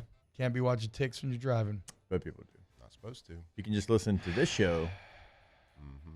Caitlin Hebert, not in the foxhole. I mean, Not a foxhole. they're out here. Wow. Yeah. They're out here giving you Mm. keys to decorating the tree, the new hip decorations, and we're trying to discern whether or not people who have foot fetishes care about the human being that are attached to the feet. Again, they do not.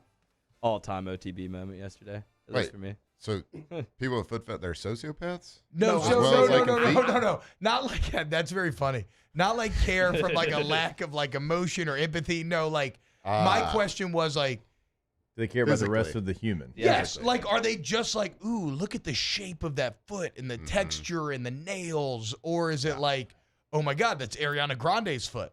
I say they just look at the foot. T-Bob thought it was like That they seems needed crazy the to full me, thing. but maybe, No, I think not. there's probably they probably put some feet on a pedestal for sure. Yeah.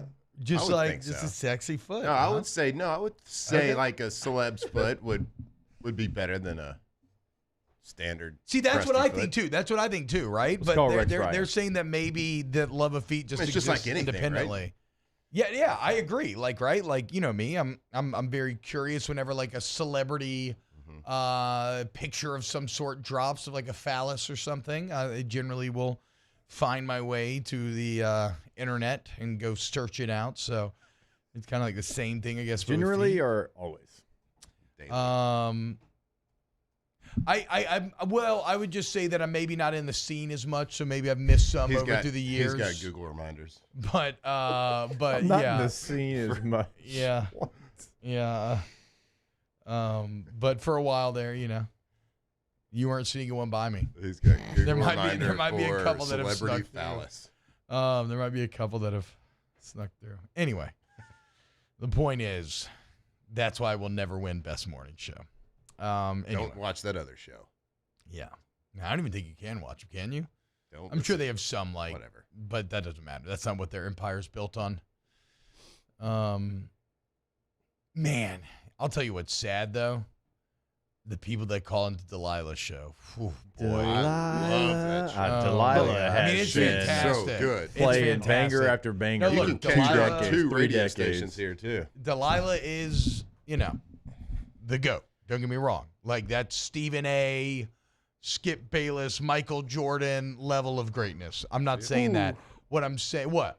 You don't think Delilah no. is? You better show some respect I here. think her Put some advice respect is on her name. Especially awesome. when we're right here on the eve of December. I think her advice is awesome. My wife loves listening to it.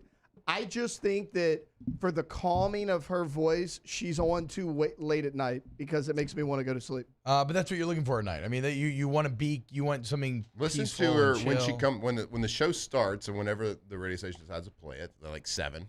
But listen to her at the beginning and then listen to her at the end. I'm 100% convinced she drinks a bottle of wine every night. I mean, bro, she's been doing it I'm for sorry. a long Oh yeah, for sure. time. She gets a little looser at the end of the show. long time. So no, again, I'm not coming after Delilah though. Her actual like family stories and really insane. Ton of kids, ton of marriages. But Oh, really? the people that you think you got kids? Delilah's got like 15 kids. That's how she knows so much. She like adopted a bunch, but dude, the people that call in, I can already feel that their relationships are. Like even the positive ones, I'm like, oh my God, this person does not like you as much as you like them.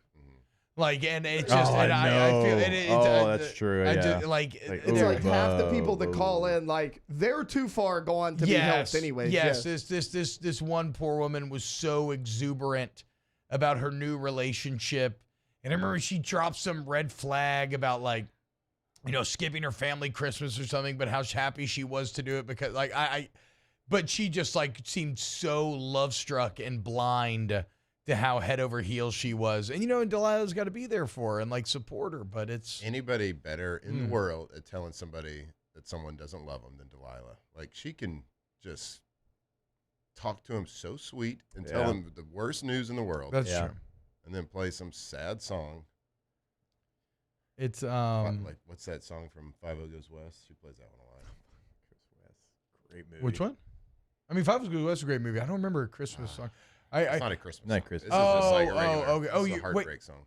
I actually don't think about Delilah year round. I guess that's true, right? Like Delilah does Every night, exist, year round. Like every night. That's true. Okay, fair. I mainly nowadays as an adult only get her during the Christmas season. Even though now that you mention it, I do remember as a child, late night drives. Delilah would be on there a lot. I do have to right or wrong, and Cole in the gang in the chat pointed it out, and he's right. Said Hester should expect a text from his father correcting him that it's a fighting hole, not a foxhole. Either way, the lovely Miss Hebert is not in it. No, Caitlin's not in the fighting hole. Fighting hole's Marines, foxhole's Army. Oh, I never knew that. Yeah. Also, I would say foxhole sounds way better. Yeah, but my dad's a Marine. He wasn't in the Army. That's true. Fighting hole's very unwieldy. So is my grandfather, so. I mean, fighting hole. It's just like... Sometimes don't be different to be different. Just foxhole's a cooler sounding name. Yeah, true. But, you got to stay true to who you are as well, Yeah, but don't fear change. No, look, my wife has never, I don't know what to tell y'all. She doesn't. She listens to you enough, so she gets a pass. She doesn't ever listen to any of the content that I ever do. She doesn't care about football at all in the slightest. That's what T-Bob says. I told, because he knows he can get away with it. I told, well, I mean, look, stuff gets back to her, but I asked her what LSU's quarterback name was last week, and she said Brandon Terrell. Said he was number 9 and had cornrows. Good player. So yeah, she don't know anything. Wait. Yeah. She doesn't know who the LSU quarterback is. Bro, that is what I'm telling you. She doesn't know also that no one will ever wear number 9 again. No, bro. No, not at all. She knows about Joe Burrow just because, like, a ton of women, like, want to bang him. And so she knows that, like, everybody's in love with him. And she kind of remembers, like, the 2019 year because they were, like, winning more, right? So they were, like, on TV constantly, right? Mm-hmm. No, she didn't even know who Jayden Daniels was when I asked her a week and a half ago. We were at Simple Joe's over breakfast, and I was filming her. It wasn't for, like, public consumption, but I wanted for my own records. But I was forcing her to answer because she was too embarrassed. Like, no, just like what's his name? Brandon Terrell. Shout out.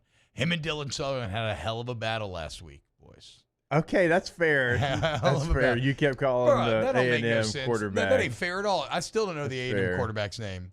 He's a third stringer. Who cares? Talking about the Heisman winner and Jayden Daniels. What do you keep calling him? Sutherland? Dylan Sutherland. Dylan Sutherland. Is Dylan? I still think it is. I Jalen don't remember Henderson, his real right? name. Yes, Jalen Henderson. Jalen Henderson. Anyway. Hey, I saw this guy at the game last week. Matthew. I was there. He was actually Really? there. Yeah. Third game I've been to this year. So that's a record. That is big for you. how did it feel watching JD do the things that he did, take over that fourth quarter, the big time throws, win it, and yet Bo Nix still on every major sportsbook has the best odds to win the Heisman today? I feel like this, you can't struggle at any point. And at halftime of the game, I was like, oh gosh, we're gonna have to do something like I know miraculous. Well, what's funny is the live odds literally flipped during the first half of LSU. It wasn't like he was playing bad in the first half. No, he just didn't get opportunity because the defense couldn't get on the field. 4 snaps. I know. He really had I feel like 9. I know. I might be saying that Texas number. A&M might be the greatest third down converting offense in the history of college football. Yeah. It's not the defense; it's their offense. That would Their make offense. sense Bobby if they Petrino, weren't. that's why he got the Arkansas job. They would make sense if they weren't actually awful on third down all year, and if LSU actually wasn't awful as well. But yeah, no, JD did awesome, dude. Incredible. It was the Tiger band striking that Heisman pose at halftime. Yeah. Oh, they made a giant Heisman. They made a giant Heisman. Yeah. Oh, I didn't see that. See That's that? So cool. Oh, it's always awesome. impressive to like Very see awesome. like they can throw together that big of a formation and like I thought you nail guys. it. I thought am I crossing my streams here? I thought you guys were band haters. I thought y'all thought college halftime was too long. I think it's college too halftime's long, too but I love the I love the band. band. But that's why it's long though. Is because the halftime I don't know, performances. but I didn't need to see A&M's I didn't- band yeah, I on the didn't need to field. see that. It was boring as hell. Oh. Yeah, like I mean, it's like Yeah, I my guess you don't have- good coordination. you my don't have to have the 7-year-old's over opponent there band in play. Memphis is like, Look. this is trash. Look, I've been And then, watching. the Tiger band. I've been comes out watching there. It's great. the Texas A&M band since I was like a little kid. Yeah. Because I was always at every Baylor game every year. Yeah. And they've been doing that same performance since I was. Yeah. since It's I was- awful. Yeah. Sorry. It is. It's good coordination. They look like they're about to run into each other, but they don't. Wow. Yeah. Seen that move before. I'm about to say that kind of feels like the base level of what my marching band does is pull the look like you're about to run into each other but don't. Yeah, they do it well. I guess if There you was- yell it to I didn't need to perfection. see them. There was no juice. No juice. Um, No juice. But like if you're The if LSU you're band Texas, went from like a Mardi Gras mask to the Heisman. like, are you kidding me? Okay. Like, what do we do? That's incredible. Yeah. But if you are another school at your stadium, you want to see LSU's band play though. Yeah, probably not. I see what you're saying. Yeah, we could shave Cut 10 the minutes away, off man. that We time. could cut some weight. NFL halftime, you go in, man. It's you the take a best. leak, you grab a protein shake and maybe a bar, Maybe an orange, and you're back out. half a PB and J, You're out. and you're out. Kick It's off. It's like 12 minutes, right? Yes. Handmade PB&J or like a cold Uncrustable? Handmade. Handmade, just wrapped Okay. up in a little Cold though. little So saran good. wrap, maybe a little wax paper. Yeah. Yeah. Those PB&Js were God, I love when like you got like a good cheap white bread sandwich. Could be a PB&J or like a simple ham and cheese or turkey and cheese, and it's smashed kind of flat and wrapped up in that plastic wrap. Oh yeah. Oh yeah, that's the good stuff. Why do sandwiches with no crust, with just like turkey or ham and mayonnaise on them, cut into a triangle, taste so good? They're amazing. You put Yeah, it in a little finger platter, sandwich. I and don't they're know, cold? I don't know. You could eat 18,000. Why do of they them. taste better that way? No idea. Maybe it's because you've quite an anomaly. essentially just distilled it down to its purest form. Mm-hmm. You've gotten rid of all accoutrement. It's just it's very again Japanese in its simplicity. Just do these very base level things very well. KISS method. We Yep. talk about it. Right. So ham and mayonnaise is Japanese. The Japanese philosophy of like, and I don't know why I attributed this to the Japanese, but I feel like this is something they're into. I know that Steve Jobs talked about being inspired by Japanese culture when like designing kind of how he wanted Macintosh to go and everything. But this idea of like reduce stuff down to its simplest form, but do it very well, right? Like you hear about like the bus driver in Japan who, you know, wears like white gloves to take his job super seriously. And like no matter what you do, no matter what it is, you do it to the furthest extent of your ability. It's you don't like if you were going to make a restaurant or something, yeah, you don't need to frill it up with garnishes and whatever. Just make a really good ham and cheese sandwich. Sounds like Saban's dream place to live. Yeah. Mm-hmm. I've always thought that Nick Street Saban sweeper. reminds me of the street Japanese in sweeper World War speech II. that Saban gives is, I think everybody heard it. Yeah, if you're yeah, going to be yeah. a street sweeper, be the Yeah. best street sweeper you can be. There's a couple more words you left out there. Yeah, I know. Oh, Saban-san. I forgot about that street sweeper. He told it to everyone. Like, that was his go-to, because I remember my wife saying when he came and talked to the band, like, he gave that speech, too. Then I remember hearing him, like, tell recruits that, that was his go. I wonder if he still uses it. No, there's no doubt. Oh, yeah. Also about one of his I things think that it's from doesn't- a speech, a Martin Luther King Jr. speech, I believe. Okay. Street sweeper? The reference. Yeah. Oh. Like it's basically what you're saying. If you're gonna do something, no matter how big or how small, you be the best darn at that you do. In the reference, it's made of a street sweeper. If you're gonna be a street sweeper, be the best street sweeper. Saban son knows. All right, when we get back, maybe Anyway. then we can get to a little going there. Saints. I don't know where you're going with What? Saban son? Yeah. It's just like I don't know. I think it's like the equivalent of sir in Japanese. Like Daniel? Like Daniel's son. Okay. Maybe. I don't know. But that would maybe wouldn't it be sir? I don't know exactly. I don't know if you're qualified to Let's use be it. clear. Most of the Japanese culture that I know just comes through watching like a few different animes. So probably pretty warped and off base. Okay. Yeah. Cue the chat saying I need to finish Demon Slayer. I will eventually. When we get back, more OTB. Off the bench with Hester and T-Bob. In times of need, get a full list of phone numbers, websites, and other important emergency information on the Demco Stormwatch page at 1045ESPN.com.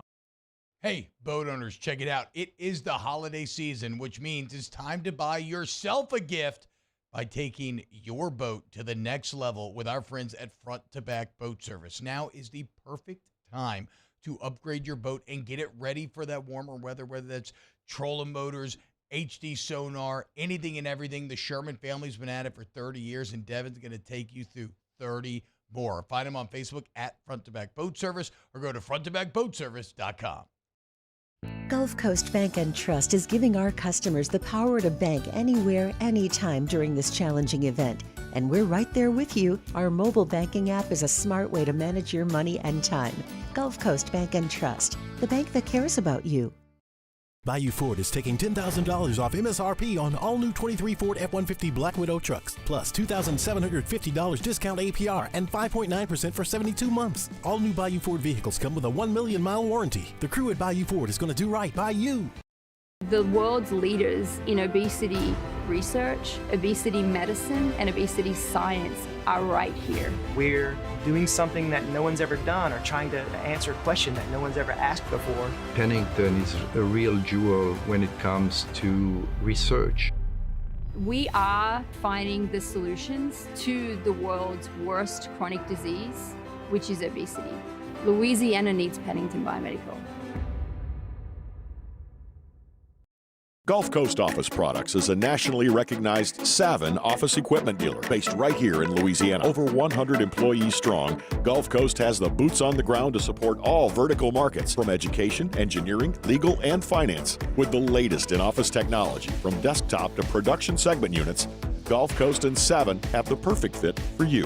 Call 225-756-2644. That's 756-2644 for Gulf Coast Office Products. There it is, the extra mile, on the border of expected and extraordinary, for those willing to go further, like vans customized for work or play, with safety and tech to keep you connected, supported by a 5-star sales, service, and finance team, and backed by the 1-star you know. So go the extra mile. It's never crowded, because so few have what it takes to go there. Mercedes-Benz Vans. I've been doing business with Loomis for 25 years. They're dependable, trustworthy. It's just the attention to detail with our clients. Our folks have years and years of experience. They're highly trained professionals. But many companies have that asset. What I'd like to think makes Luba a bit different is that we use those talents in a way that truly is dedicated to serving the needs of the folks who depend on us.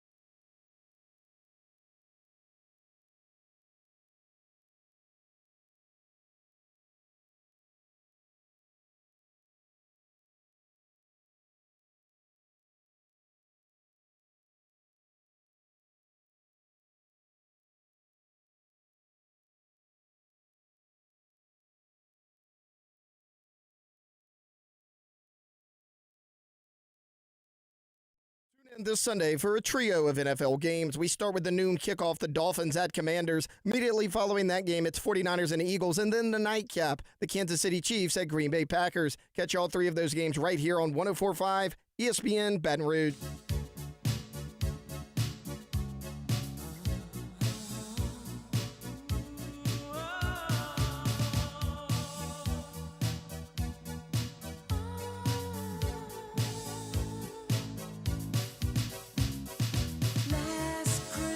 All-Star Toyota presents Off the Bench with Hester and T-Bob. ESPN Baton Rouge, New Orleans, Alexandria, and 1130 The Tiger. Matthew, did you have something that you wanted to say on the Saints when you brought it up, or were you just talking about us talking about the Saints? No, I was enjoying what y'all were saying, and I don't know if there's anything like super specific about to say, but I kind of just wanted to jump in because like I listened to so many people talk about the Saints all year. Yeah. And they talk about everything, right? Yeah. But why? So they call, and obviously it's bad, so changes will be made. Yeah. But why doesn't anybody just like, maybe they do, and I don't hear it. Why doesn't anyone talk about Mickey Loomis? Like, as much? So why is he an untouchable? So we've mentioned figure? it. This is my understanding, What's and I don't. man. And so what it is drafts, you know. And I thank the dude. He signed me, but he also didn't want to sign me. The Well, next no, I year. mean, Not that I would've gone, but didn't even offer. we mentioned it in passing that, like, yeah, I mean, you ideally would need to talk about the GM and Loomis. He's the architect of this disastrous team. That was where you'd start. Well, exactly, but so that's kind of the weird. Don't people start there? Because they go back to like one or two drafts that he really, really hit on almost every pick, and then they put that in front of the draft choices that he's missed on a ton, traded up for that has been complete misses. To my understanding, though, it's not. It's just that he's how the Saints, even when Tom Benson was getting older, started to be run. There's like a power group of individuals who are kind of like the functioning owners that have the complete and implicit trust of the Benson family, and Loomis is one of them. So he's a made man. It's obvious. I mean, it's clear that something is the case because he never gets talked. But even from a media standpoint, nobody in the media talks about that. It's starting there. You're talking about even like national media. National media, local media? Yeah. I haven't heard y'all talk about Well, no, it. what I'm saying is every time we talk about it, I have this exact conversation and say you would ideally be like, But then Loomis should be on the job. somebody else. Well, no, because again, I think he's a made man. I don't think they're going to remove him from the circle. Well, now you've had hits, and so like as soon as I say this, people in chat are going to bring up, well, he hit this. Everybody's this, hit. this, He's been there Joe 20 Pesci. years. I thought like hits, like you were saying, like you bring him in and then like No, He's been there 20 years. So, Everybody hits. I mean, exactly, but like a lot of GMs, if you went trade up for Marcus Davenport, miss. Draft Peyton Turner, miss. Trevor Penning, right? You trade up to have multiple first-round picks, and Olave looks like he's working out, but Trevor Penning, you have miss. 53 professional football players. You're going to get some good ones. Bro, I agree. Look, you paid. You don't pay you pay made a guy the choice. That got benched $40 million. You made the choice That's to even more try to egregious cling than on the draft choices. Like, because you knew. Yeah. You saw lay him off, last year. Lay off Pete Carmichael a little bit. Well, Relax. I mean, Pete's. Well, I mean, look. A little bit, I said. Let's just shed some. Let's share the wealth. The original sin lies with Loomis again, though, and maybe I'm overplaying it. You know, like I can ask around. I'll ask around and see if. But that's been my understanding for years. But maybe I'm wrong. Maybe things are changing. Maybe things have shifted. I mean, look.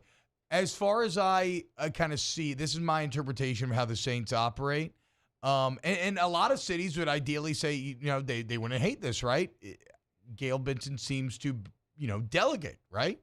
She's not like doesn't have a big football background. She delegates, and okay, so she hires. So she's like, okay, you know, look, I trust these people. You are empowered to run the team. I mean, Mickey Loomis was running the Pelicans for for a while, for God's sakes. Yeah, and that was another disaster.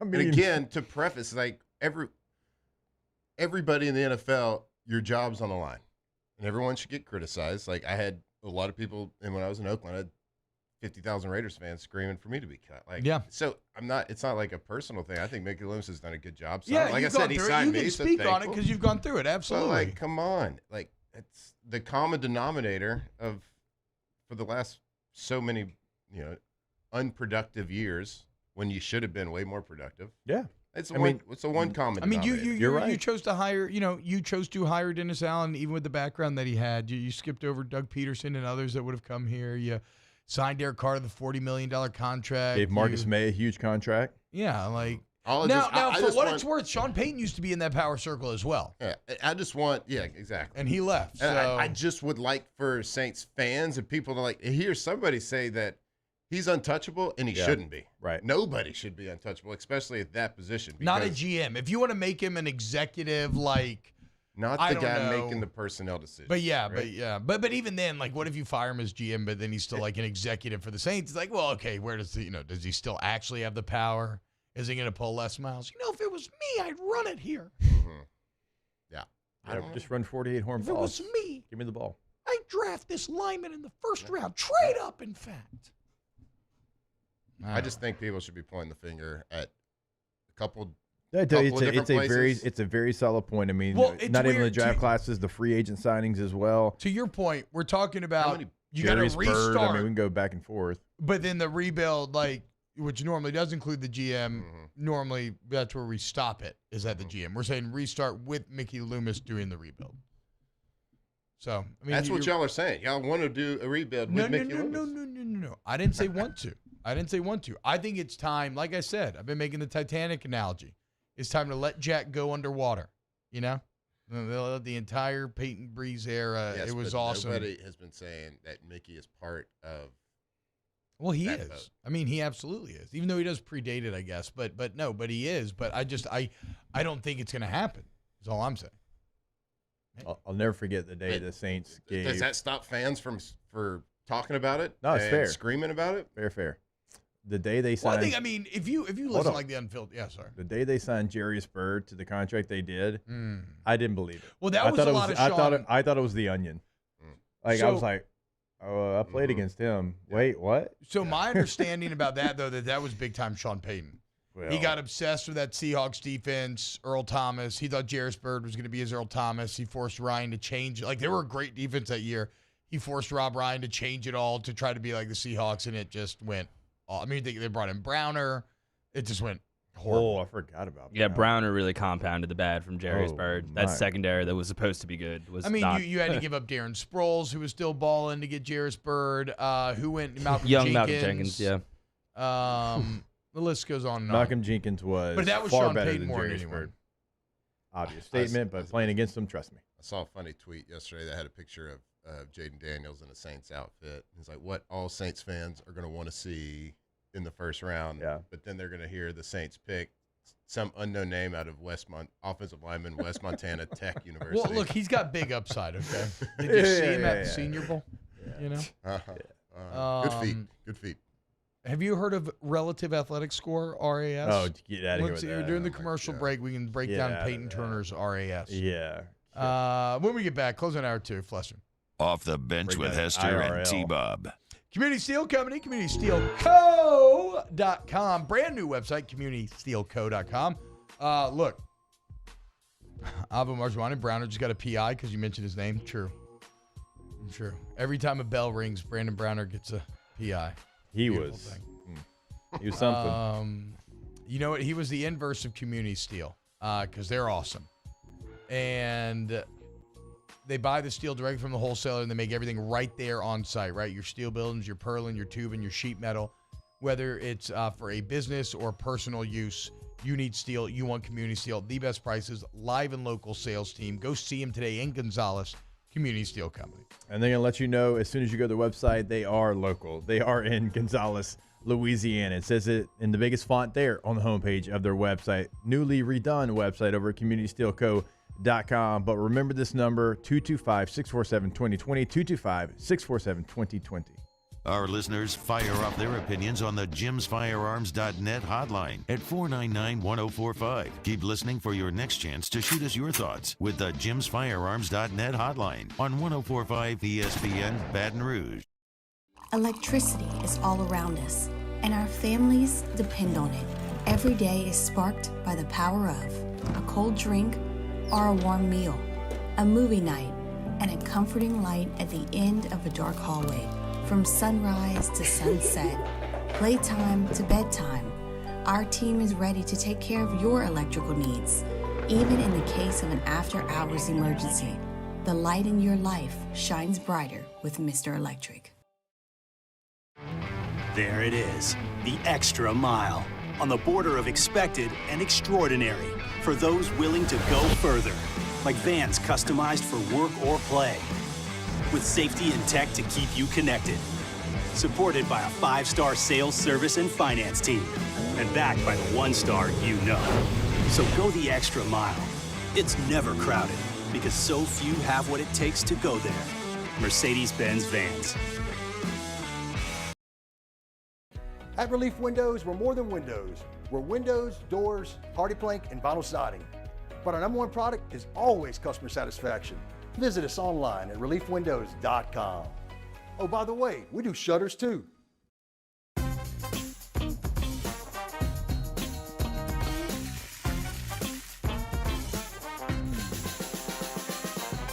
The best kept secret in town is out. Discover Tallulah at the Renaissance Hotel on Bluebonnet.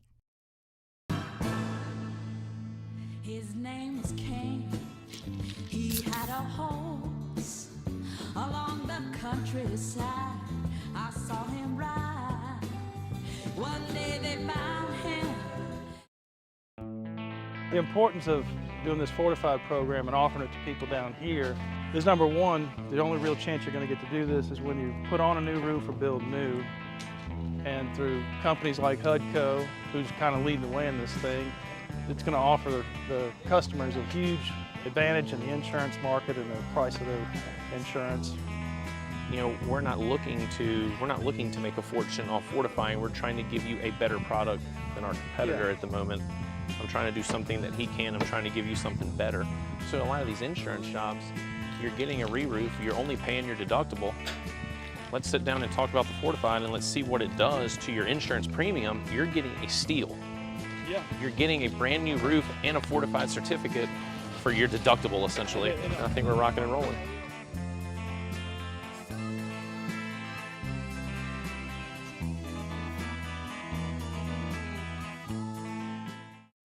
Dylan Cruz here to tell you about Six Rings Baseball and Softball Camp. If you live on the North Shore and play ball, go to Six Rings Camps with former LSU assistant coach Dan Canaveri. His knowledge is Join me for a Wednesday edition of the Hunt Palmer Show presented by Schneider's Golf Mechanics. It's a What If Wednesday. JD McKell of On3 Sports. Our final SEC Power Rankings and how'd LSU do at Syracuse. Hunt Palmer Show, 1 to 3 weekdays, 104.5 ESPN Baton Rouge.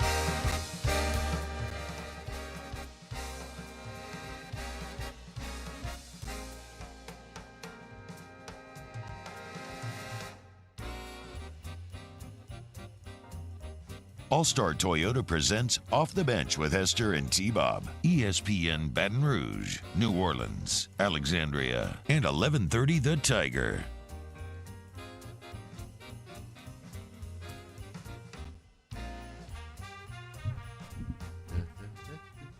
What's up, y'all? Welcome back. Have y'all watched any Christmas movies You yet? raised a very good point, Matt. I'll be interested to see if people start to get loud about Loomis. Just because of that one segment. But I'm just saying they need to.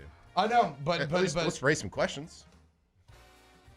Take a look. Avenues that we have explored during the commercial break have pretty much confirmed, though, what I was saying, that I do think he's untouchable. But we'll see. It's fine. They can keep being mediocre. Yeah. Have I watched any Christmas movies? I'd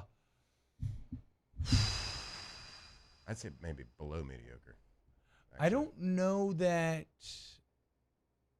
No, I have not sat down. There's been none in the background, certainly. My kids have watched, but I have not sat down and watched a Christmas movie yet, unfortunately. I saw Home Alone 1 the other day. Did you? And I was shocked by not only does Macaulay Culkin look a little bit like Joe Burrow, but he also sounds like him and has similar mannerisms.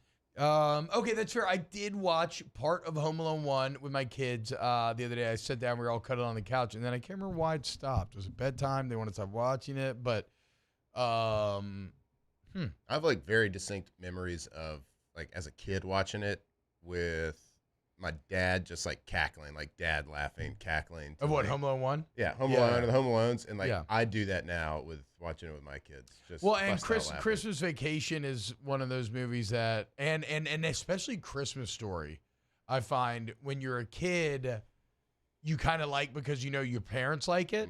But then as you get older, you're like, oh my God, these are just it's great. So relatable and so timeless and so fantastic.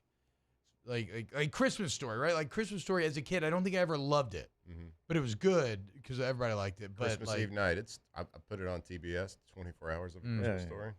Oh yeah, I can't wait for It's a Wonderful Life. Drink whiskey, cry. Oh, best. I can't get anyone to watch Wonderful Life. Bro, you need to force at least they Lacey just all, with you. So my wife falls asleep in almost every movie. So she hasn't seen the ending of like 99% of the movies she's She hasn't watched. seen the ending of It's a Wonderful Life, like the most heartwarming, uplifting, I think she's probably seen the beginning and it's a pretty long one. It's a long boy. Yeah. It's a long boy. Yeah, just Drink My High. Drink My High. The website.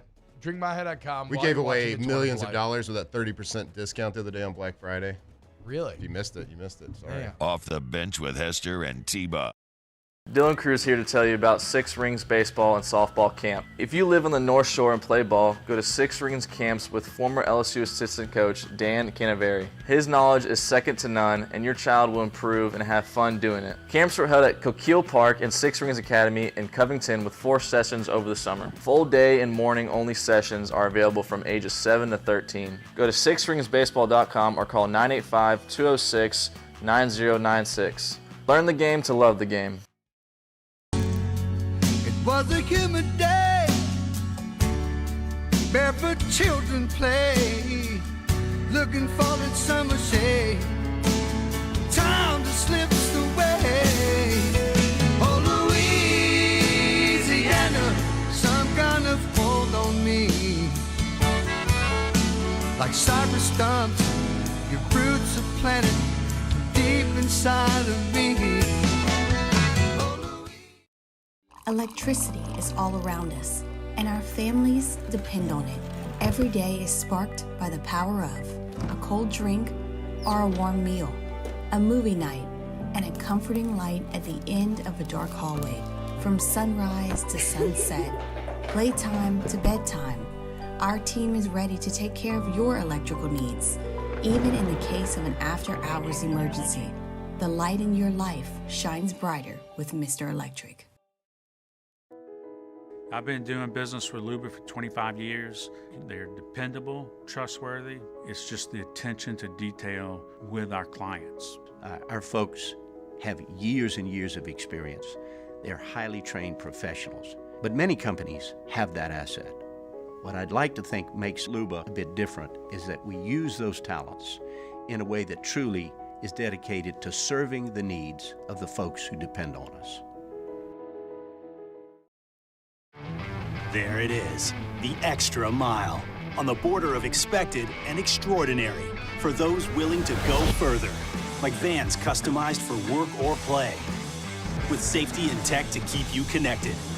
Supported by a 5-star sales, service, and finance team, and backed by the 1-star you know.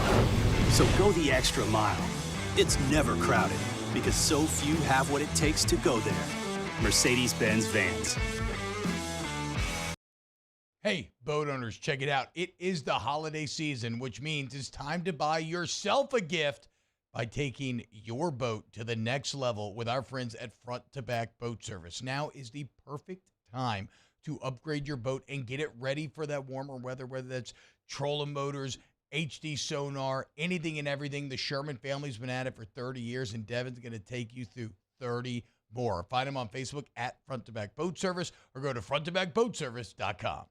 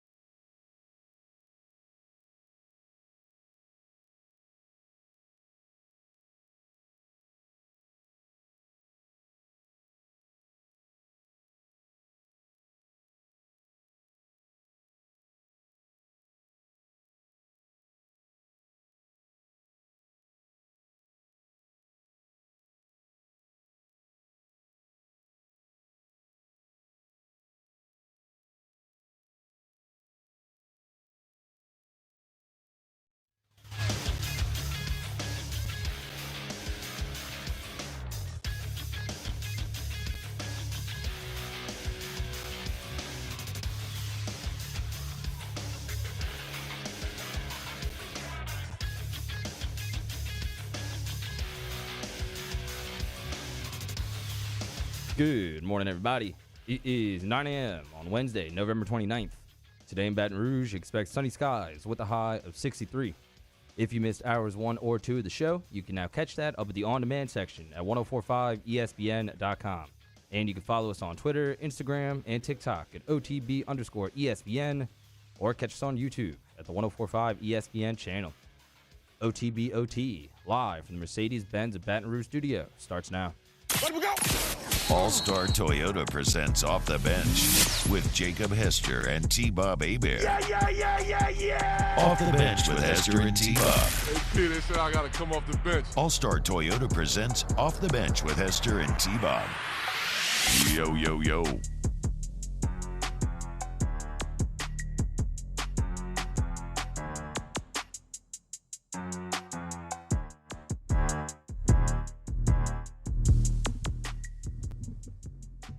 I don't know what's up, y'all. What's happening? What's welcome back? T-Bob, Jake, Mario, and Taylor hanging out there. Hester. Did y'all ever watch Channel 5 News on YouTube? Nope, just Channel 1 like I always talk about with the TV rolling in. Well, it's good. Welcome back to OTB. Hour number 3. Had a fun flestering hour there for sure. Shout out Matt Flynn. DrinkMyHigh.com. Coming up this hour, maybe talk a little CFP. How about it, boys? Petrino as Arkansas OC. We can get into some of championship weekend. Your comments in the Bayou Ford YouTube chat, youtube.com/1045ESPN if you want to get involved. But your boy Jonathan Smith leaving home. Yeah, I guess that like just became official, right? I mean, we knew about it, but at the press conference and everything was yesterday. I mean, Oregon State's already named their the next head DC coach, who's also a former Oregon State Beaver. He's the one clip I heard, he's got an odd voice. You know?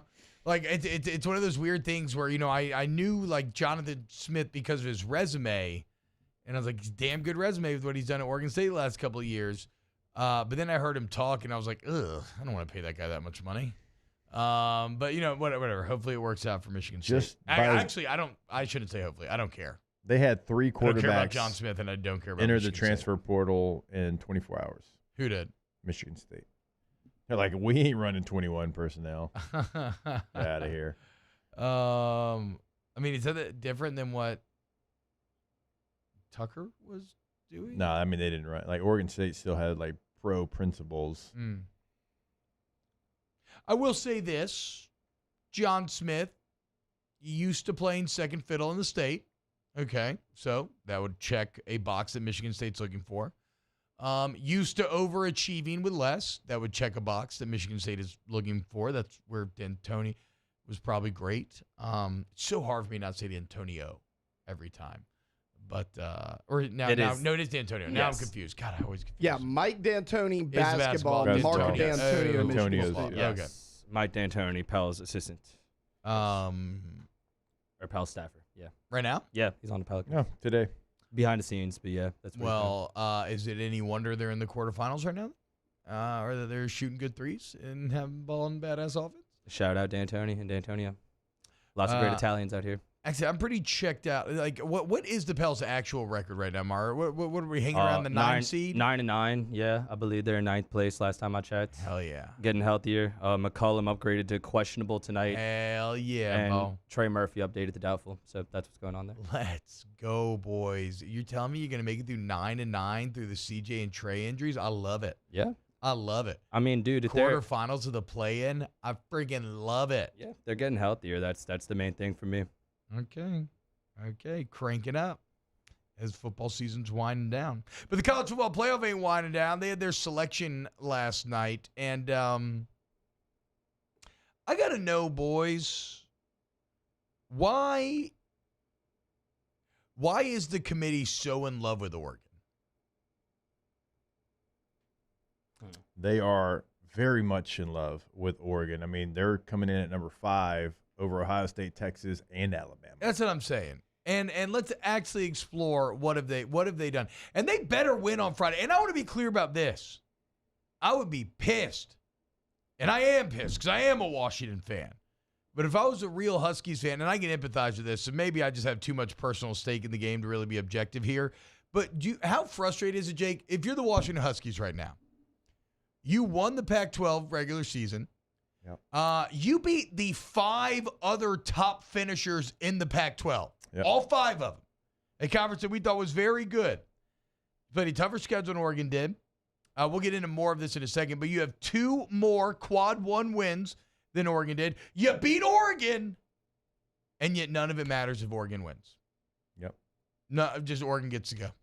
It could be you suffer no consequences if you're the Ducks for losing the regular season. It None could be at all. 3-2. Yeah. And it doesn't matter. They're going to go. They get to compete for a championship. You get to go home. Yeah. Because the committee has fallen in love with Oregon. And it's like, I know that everyone will just say, oh, well, tough SHIT. It is what it is. Because that's what everyone said to us in the exact same boat back in 2011. But a harder schedule than Alabama did. Beat Alabama heads up. They didn't have to play an SC championship. And yet they get the rematch. No consequences, right? So at the end of the day, we don't care. You have to win when you have to win. But I'll be damned if I don't empathize with them a little bit. It makes me want the Huskies to win even more. Like, and if they don't, and this is another, it's just like when TCU won last year. This is why you have to beware of the eye test. Because if Oregon doesn't win, then we have to accept that we just don't always know what we're talking about, or there's just too many variables in play, and that although the eye test can be right, that at the end of the day, it's a bunch of young kids playing football and crap goes awry. And that's why I finally landed on no, FSU needs to make it no matter what if they're undefeated. Yes. And I agree with that. Like, don't penalize the rest of the team because of one player getting injured. Allow Rodemaker to go have the opportunity because they've earned the right. Yes, and even if Alabama were to win the SEC and you mean the SEC gets left out, you still got to honor the head-to-head for Texas. Sometimes you just got to take a little bit out of your own hubris and a little bit out. And so the way that the committee's treated Oregon all year, they better friggin' win on Friday. Otherwise, it's going to be time to eat some foie gras. Is that Doug? Yes. I know that it's not going to play out this way next year because, of course, it won't. But, if we had next year's model in place for this year, the 12-team playoff, it feels like it would be the perfect year. Yeah, and at least then, if you're Washington and you lose, you're still in the playoff. You still have a chance to win the championship. I mean, LSU would be right on the edge of getting into the playoff. LSU came in at number 13. They're only 2 spots away from being in the playoff, Let right? J85 dance, baby. Because right now, if you had next year's rules, you would have number 7 Texas taking on number 10 Penn State in Austin. The winner would play Michigan. You would have number 6 Ohio State taking on number 11 Ole Miss in Columbus. The winner would play Washington. Wow. You would have number 8 Alabama going against number 9 Missouri. The winner would play number 1 Georgia. You would have number 5 Oregon taking on number 12 Tulane with the opportunity to win and play Florida State. Damn, that sounds awesome, dude. Sounds sick. I mean, you kidding me? Texas and Penn State in Austin for a playoff game? Yeah. It's amazing. I mean, it'd be cool to even see Ohio State and Ole Miss. 8 passes again. Yeah. I mean, what would I do if I didn't get to see Penn State fail on a big stage again? That's true. I would love to see Cody Schrader run over Alabama. Yeah, I agree with that. And I know, so it's so funny how many different elements I have now pushing me towards the Huskies. I've been cheering for Washington since the beginning of the year just because I like their colors, I like their team makeup, everything else, right? Big lefty throwing the ball deep. Now you have all this Bo Nix Heisman crap, which is just patently absurd, and yet he will win. I mean, if you just go by the Vegas odds, it feels like he will win if they win, which is crazy because he doesn't deserve to. You have the committee now. So here, okay, top 35 wins, right? People are trying to, now that we get into more of a basketball type of tournament setting, people are starting to use some basketball terms to try to frame these things. And so you could call a top 35 win a quad 1 win. Alabama has 5. Texas has 5. Ohio State has 3. Oregon has 3. Yet who are the 5 and 6 teams? Wins versus bowl-eligible opponents. Alabama has 7. Texas has 7. Ohio State has 6. Oregon has 5. Wins versus Power 5 opponents with winning records. Alabama has 5. Texas has 4. Ohio State has 4. Oregon has 3. What are we talking about? They play the least hard schedule. They've got no major wins. And yet they sit there above all these other teams that have had harder roads to get to where they are. Yeah, no wonder they played closer games. They played better teams. Like, what? And the wins. God, I hope Oregon loses. Freaking God. The wins that they're getting a ton of credit for at Utah and last week against Oregon State, Utah's fallen off a cliff. Yeah. We lost some 4-loss team.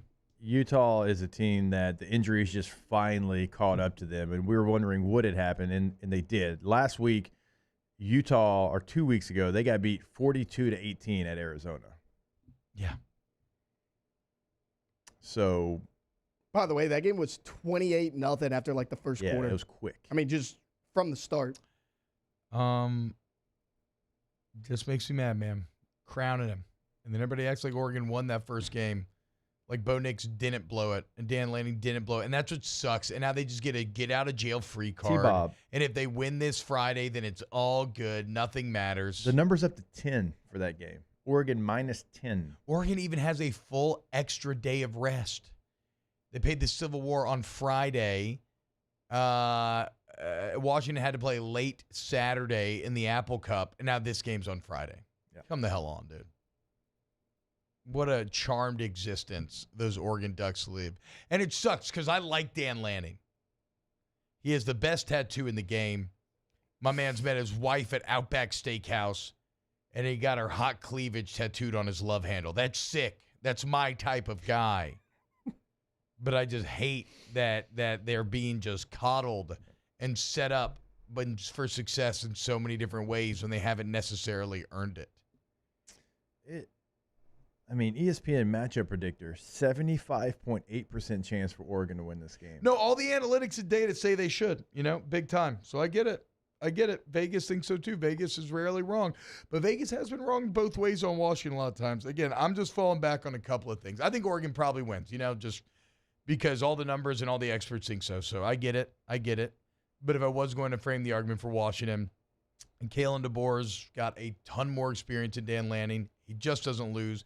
He's won a ton of big games. I think Michael Penix has big Penix energy, more so than Bo Nix does. I think Nix wilts in the biggest moments. I think Penix stands up in the biggest moments. Washington's significantly more battle-tested than Oregon. Now, will this matter? Because Oregon's got better players, I mean, they do. So that's the question. We'll see. Yeah, it'll be decided on Saturday on the field, obviously. Friday, I think, right? Friday. Am I wrong? What, Pac-12? Yeah, Friday. This weekend. But it just feels like there's a lot of narratives at play with Oregon, at least amongst fans. Like Dan Lanning's likable for the reasons you're saying. He shot down. What job was he rumored to go to a few weeks ago? A&M. A&M, yeah. And he was basically like, hell no, felt like he'd rallied the fan base. And then Bo Nix has had a great season. He escaped the mean people at Auburn, like he's finally given a shot. So it feels like just a lot of narratives with them. I just don't. Again, I think if we're really going to unpack this, and I'm laying on the couch, I think that a lot of this just probably does go back. This most recent surge in anger probably goes back to a lot of 2011 PTSD, where Oregon is just getting something that's completely unearned, and yet they have such an advantage over Washington in that even though they failed the test, it doesn't matter. They get a free pass, and now if they win when it matters, like the series will be 1-1 on the year, and yet Oregon gets all the benefits, and Washington's left with nothing. Like, it is wild. Well, I mean, they still got to beat them. I get it. They are getting the benefit of the doubt. They still got to go win the game. But how are they getting the benefit of the doubt? That's like an exclusive club. Yeah. That Ohio State and Alabama are firmly in. Which is weird because Oregon is not a Oregon traditional. blow it year in and year out. They blew it last year against Utah with a chance to go to the Pac-12 championship at the end of the year. Again, tell me when Bo Nix won the big game. Beating Oregon freshman year. At Auburn. Beating Justin Herbert in Oregon. Having that crazy throw at the end of the game, like the only throw he made all game. Beating Alabama in 19. It's like the only other one I can think of. That did happen. They beat Auburn. They beat Alabama. Yeah, in 19. Wow. Look at that.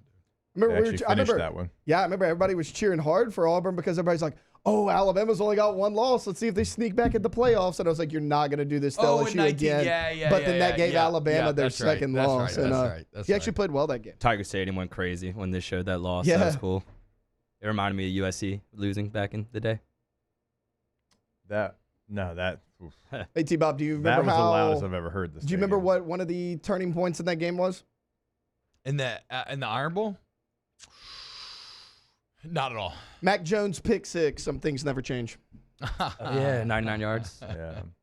Mac Jones, McCorkle. Matt, geez, dude. I mean, look. Belichick. Jones. Frauds. Frauds won it all. You know, a lot of quarterbacks probably would look pretty awesome throwing to those receivers. You know, not to take away completely from what Mac has done, but the Patriots really drafted that man in the first round. And then, I mean, just in a complete, like, the wheels were coming off for Belichick move. Still can't believe they tried to make Matt Patricia the OC. That's got to be one of the wildest NFL moves that's ever been made. Is Bill Belichick actually going to get fired? Even after signing that massive extension in the offseason? I'm going to say no, but he probably should. I feel like Bob Kraft, I saw a quote the other day with Bob Kraft just talking about how it's, you know, the end of an era, like just talking about basically like the end of that era is done now of Patriot football. So I don't know. Wonder if he'll find a new coach to trade for, like he traded for Belichick when he first bought the team. Huh. You could do that. Yeah, that'd be funny. Trade for Dennis Allen. Ha! Yes. Please. Please. Please. I'd take Bill down here. For sure. Yeah, Dennis Allen's your coach. He's in the top 10 all time in losing percentage. Yeah. NFL history. So, yeah, you'd take anybody. That's true. That has a winning percentage that's better than 9th worst of all time. Even though it's might actually Belichick go on the proving 7th after. That I'd actually much rather, obviously, want Tom Brady than anybody, than Bill Belichick. That's fair. All right, let's go to break. Screw you, Oregon. I hope Washington wins, so Jayden wins the Heisman, and justice is served. And yet,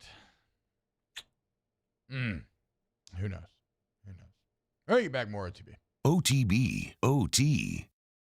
In times of need, get a full list of phone numbers, websites, and other important emergency information on the Demco Stormwatch page at 1045ESPN.com. Life in Louisiana is a song. A symphony of sound, colors, and movement. Life is here, now. For life's moments, big and small, always there. The right card, the right care.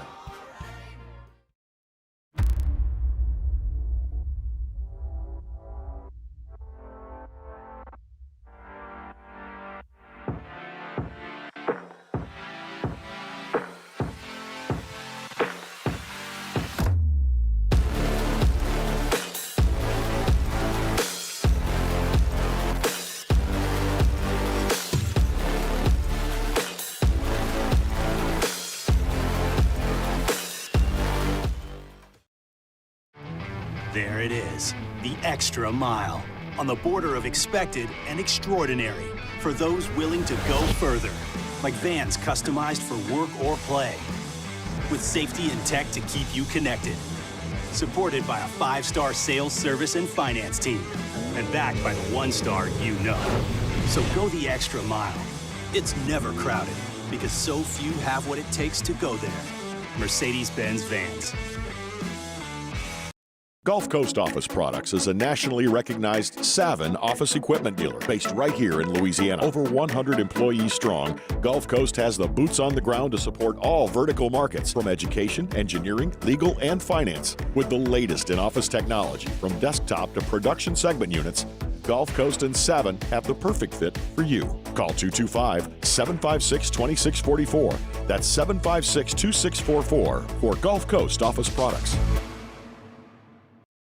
Electricity is all around us, and our families depend on it.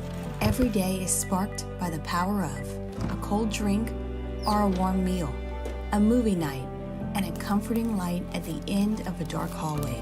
From sunrise to sunset, playtime to bedtime, our team is ready to take care of your electrical needs. Even in the case of an after-hours emergency, the light in your life shines brighter with Mr. Electric. I've been doing business with Luba for 25 years. They're dependable, trustworthy. It's just the attention to detail with our clients. Our folks have years and years of experience. They're highly trained professionals. But many companies have that asset. What I'd like to think makes Luba a bit different is that we use those talents in a way that truly is dedicated to serving the needs of the folks who depend on us.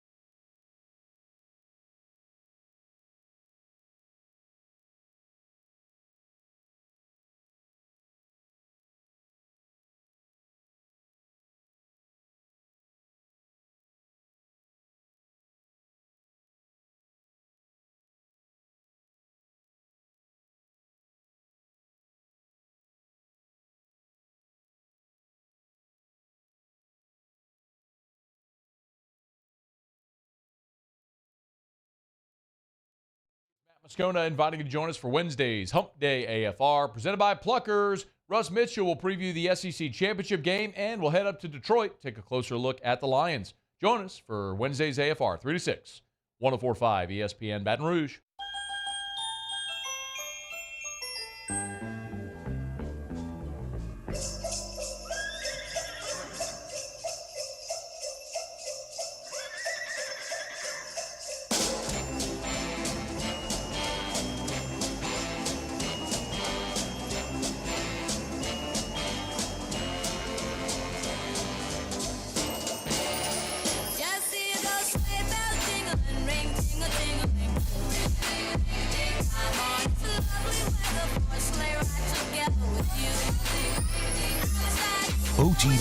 OT with Hester and T-Bob on 104.5 ESPN Baton Rouge and 94.7 ESPN Alexandria. Welcome back, OTB. Hour number 3. I was just in the bathroom and I was looking at my phone and it hit me. Mike Golick Jr. looks like the owl from the Tootsie Roll commercial. Look it up if you don't believe me. What were you looking at? Mike Golick Jr. They were laughing about how it was Golick and Golick, and they had Charlotte Wilder on, and they were laughing about how the Knicks hanging an in-season banner in Madison Square Garden would be hilarious. And now Charlotte was actually making a very salient point that, like, if you wanted to sell the greatness of the in-season tournament, having the Knicks win it and then having that fan base mobilized to be like, we love the tournament, would give it a lot of juice. But unfortunately, like classic, they forgot about the other new team. Not New York, New Orleans, baby. Call. We come for that title, dog. Sacramento, you're next. Old 10-6 boys. Thinking you're tight, beating the Warriors. Psh. 0-2 against the Pels this year. I know. That's the only thing that makes me mad, right? It's like, that's another one. It's like, crap. Are you going to get him 3 times in a row? Yeah, you are. Because they're going to shoot 50 threes and make only like 13.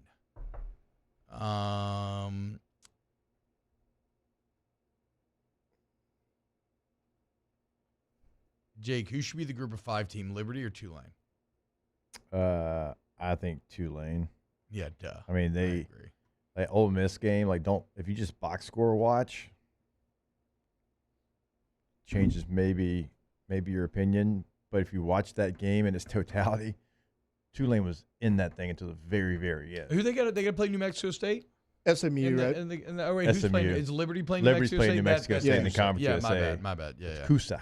Tulane without Michael Pratt in that game. We're talking a lot about quarterbacks being injured. Yeah. If that's a consideration, that's probably something that should be considered too. Had a great year for Tulane this year. Jared Small.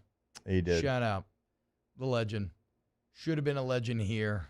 Tore his ACL right after finally becoming the starter. Just was the best story. Cam Wire played well for him too. Really? Yeah. Shout out Cam Wire.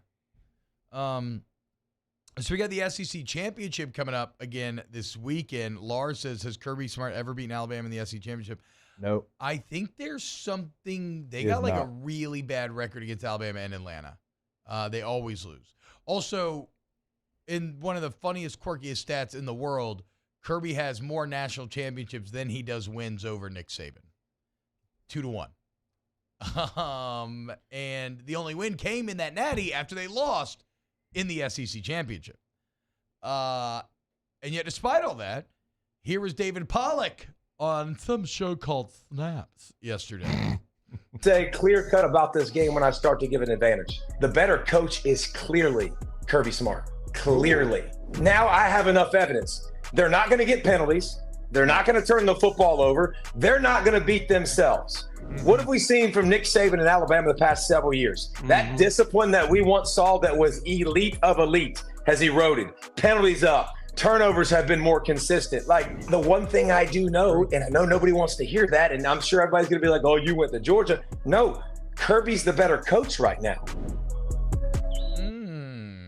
I'm glad he mentioned he went to Georgia because I was going to ask you guys, like, hey, where'd Pollack go to college? Yeah. He didn't look like that when I played against him at Georgia. He was like 290. He was so strong. I went on a visit to Georgia, and I was looking at the weight room records, and he was at the top of, I don't know, DNs or maybe the whole team. I can't remember, but yeah, he benched he squatted 750. What you benching? Squatted 750.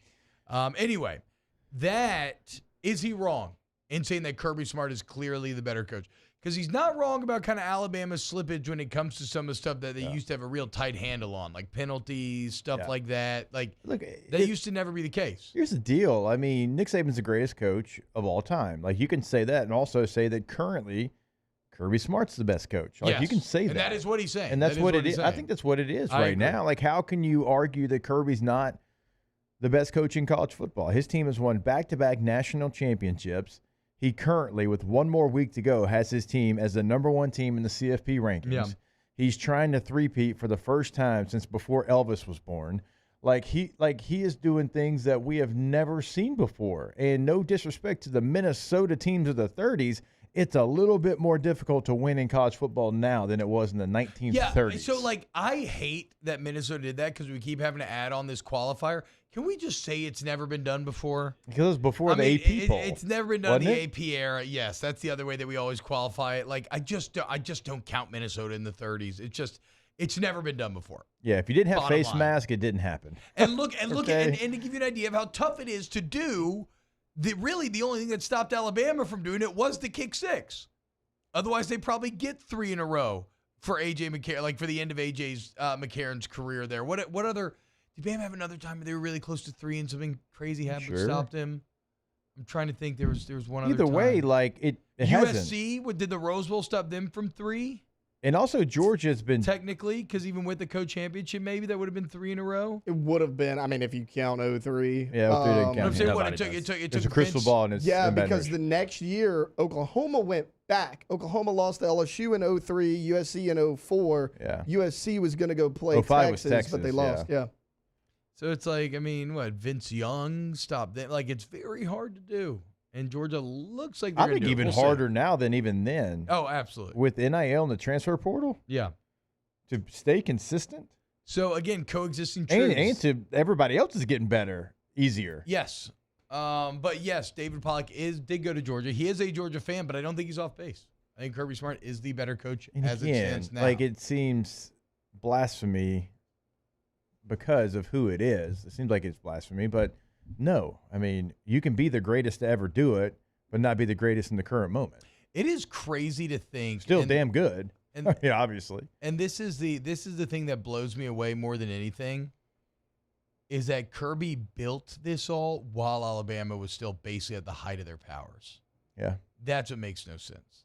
Like, there should have been no oxygen in the room, kinda had room two. for this coup, and yet here he launched a coup, a revolution, and unseated the emperor as the emperor was still at the height of his powers. He built it while Alabama was, but also Clemson was. Yeah, true. Well, Like Clemson was still like it's a great point. One of the actually. standards of college football, and you're Georgia. You're right there, basically in between both those teams, and you build it. Like that Points are foundation up. wasn't easy. Points are up all across college football, so I'm not going to hold this against him. But what do we always talk about? Oh, it doesn't matter who Nick Saban's coordinators are. Not that he hasn't been good. His defense has never re-reached the height that it was under Kirby Smart. Well, also, but I mean, also Again, like all of college football is different what now. years was but that though? Because I mean, when Kirby leaves, 17? yeah. Something like that, 16, 17? But like I even think back to like 11. We're never going back to 8, 9 points. No, a I game. get it. Yeah, it's just never happening. I mean, Michigan and Ohio State both defenses. They play in the Big Ten, but aren't they still both like under are 10. they're both under 10? Yeah. Oh, I didn't realize. Unless that. Ohio State maybe went up. No, I after thought they this were both game. at like 13 or 14. No, last time I looked, they were both at 9 and some change. Unless, okay, never mind. this game obviously both scored 30 and 24, so maybe it changed. But So maybe like the SEC eventually rubber bands back. I doubt it, but maybe. I mean, I don't think it's wild to say you look at Alabama's defense over the last couple of years compared to the Jimmies and Joes you looked up even 5 years ago, and that still feels different. So Michigan's Big Ten. Michigan's at 10.3. Ohio State's now at 11. Penn State at 11.4, and Iowa at 12.2. Yeah. So, a little asterisks by it. But. And then Nebraska. Go Black Shirts, baby. I saw Will Compton was pushing, all the Barstools pushing their merchandise. They always do it this time of year. And so I was looking at the bus and merchandise. And, Matt Rule had the quote, "If we die, we die." Yeah. And it was a great quote. And it had like the Black Shirt logo underneath it. They had that version. And then it had that shirt, "If we die, we die." And then underneath it, "We died." Yeah, exactly. I wanted to get it just for you. We graded first-year coaches on snaps yesterday, and I gave Rule a D+.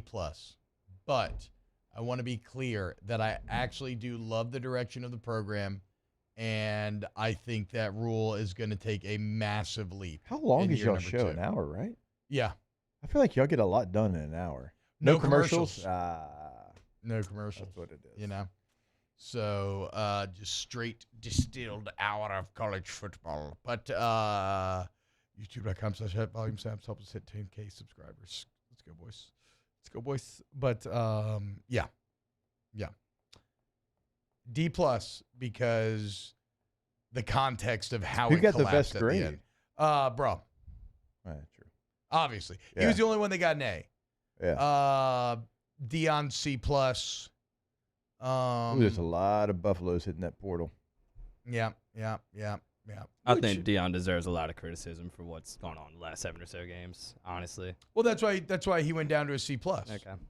Sean Lewis, I mean, who he like, demoted, well- is about to get the San Diego State head coaching job. Well, and not only that, I get it. You got to make a change. His defense was worse than his offense. The offense this year, was still pretty and good. the offensive at the coordinator time. was the one he replaced, not the defensive guy. Well, and I mean, 4 wins was the expectation before the season.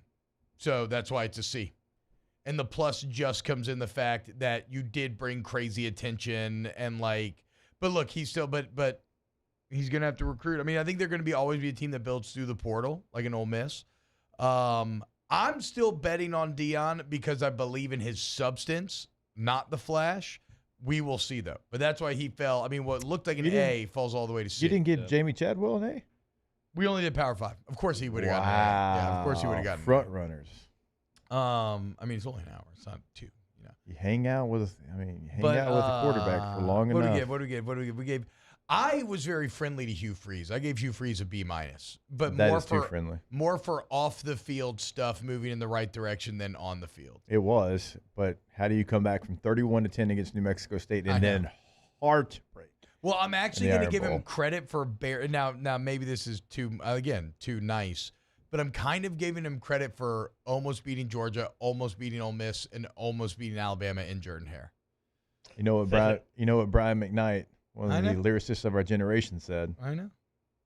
Anybody over there? Anybody know? I actually don't know. Almost doesn't count. Okay, there you go.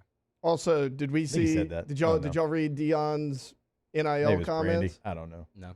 Yeah. Very Dabo. Yeah, it was. It was. It was very Dabo.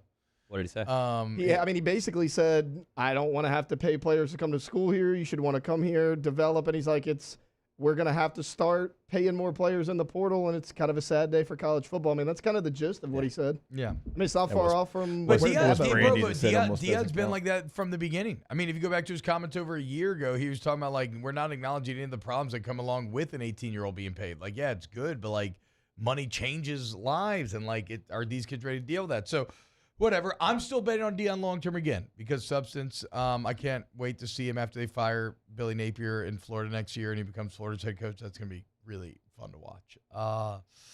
Who else did we grade? Matt Rule got a D plus because although the program was definitely improved, to be on the edge of bowl eligibility and lose all 4 games in November by 1 score and to not get bowl eligible. And Michigan State, Maryland, and Wisconsin all had pretty big losing streaks when they beat you.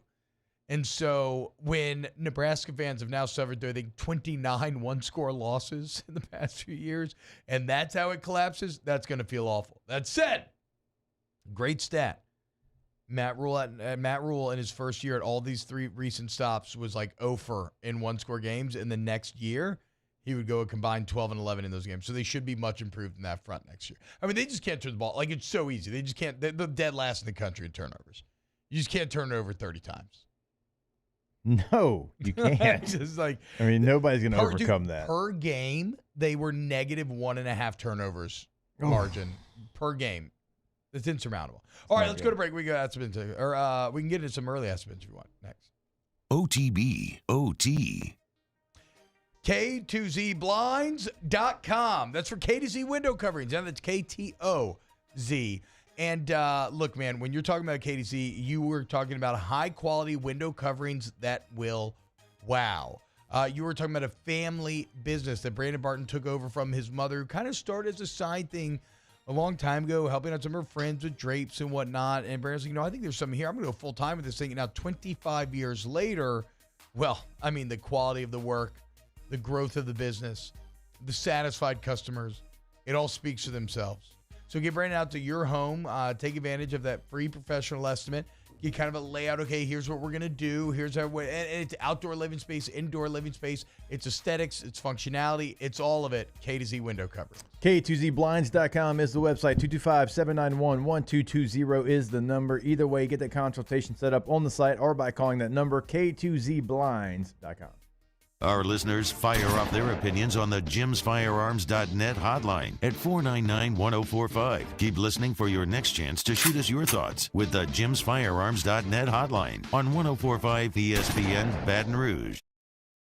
The Windsor Senior Living Community in Mandeville, Louisiana is a beautiful, vibrant apartment community geared towards seniors. They are nestled right in the heart of Mandeville, where seniors live a more carefree lifestyle in spacious apartments with the peace of mind that comes from having a little extra help. Call the Windsor at 985-624-8040 to schedule a lunch and tour. Come see how the Windsor can be your passport to peace of mind. Dylan Cruz here to tell you about Six Rings Baseball and Softball Camp. If you live on the North Shore and play ball, go to Six Rings Camps with former LSU assistant coach Dan Canaveri. His knowledge is second to none, and your child will improve and have fun doing it. Camps were held at Coquille Park and Six Rings Academy in Covington with 4 sessions over the summer. Full day and morning only sessions are available from ages 7 to 13. Go to sixringsbaseball.com or call 985-206-9096. Learn the game to love the game. Hey, boat owners, check it out. It is the holiday season, which means it's time to buy yourself a gift by taking your boat to the next level with our friends at Front to Back Boat Service. Now is the perfect time to upgrade your boat and get it ready for that warmer weather, whether that's trolling motors, HD sonar, anything and everything. The Sherman family's been at it for 30 years, and Devin's going to take you through 30 more. Find them on Facebook at Front to Back Boat Service or go to fronttobackboatservice.com. There it is, the extra mile. on the border of expected and extraordinary for those willing to go further, like vans customized for work or play, with safety and tech to keep you connected. Supported by a 5-star sales, service, and finance team, and backed by the 1-star you know. So go the extra mile. It's never crowded because so few have what it takes to go there. Mercedes-Benz Vans. Gulf Coast Office Products is a nationally recognized Saban office equipment dealer based right here in Louisiana. Over 100 employees strong, Gulf Coast has the boots on the ground to support all vertical markets, from education, engineering, legal, and finance. With the latest in office technology, from desktop to production segment units, Gulf Coast and Saban have the perfect fit for you. Call 225-756-2644. That's 756-2644 for Gulf Coast Office Products. Electricity is all around us, and our families depend on it. Every day is sparked by the power of a cold drink or a warm meal, a movie night, and a comforting light at the end of a dark hallway. From sunrise to sunset, playtime to bedtime, our team is ready to take care of your electrical needs, even in the case of an after-hours emergency. On championship weekend, it's the Georgia Bulldogs and Alabama Crimson Tide for the SEC championship. Immediately following that game, it's Michigan and Iowa for the Big Ten title. Tune in to catch both of those games right here on 104.5 ESPN Baton Rouge.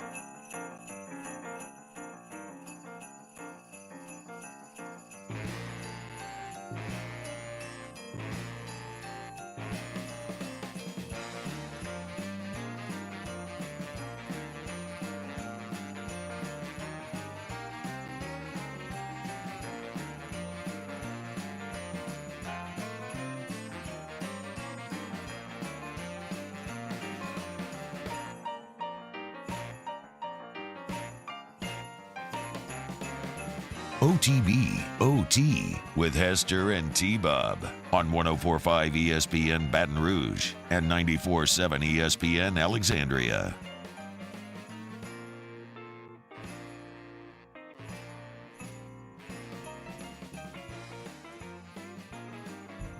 Uh-oh, boys, it's Spotify rap season. Everybody's going to tell you about all the music they've been listening to. And then even the people that are like, oh my gosh, this is so lame, I guess I'll join in. Here's my music, because they want to tell you what they've been listening to, and they act like, oh my gosh, so I hate interesting this to see. so much. It is so interesting to see on a personal level. But yeah, nobody else cares. It's like your fantasy team. Which, by the way, how's my fantasy team doing, boys? So Hold the Mayo was in the chat earlier.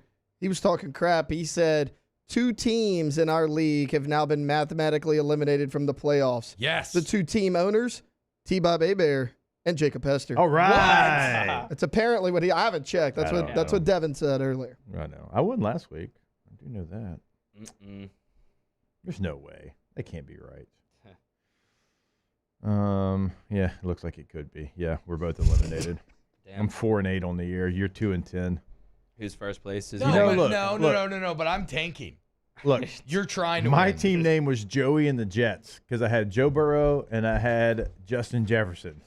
Here we go. If you get to talk about your fantasy team, then I get to talk about my Spotify rap.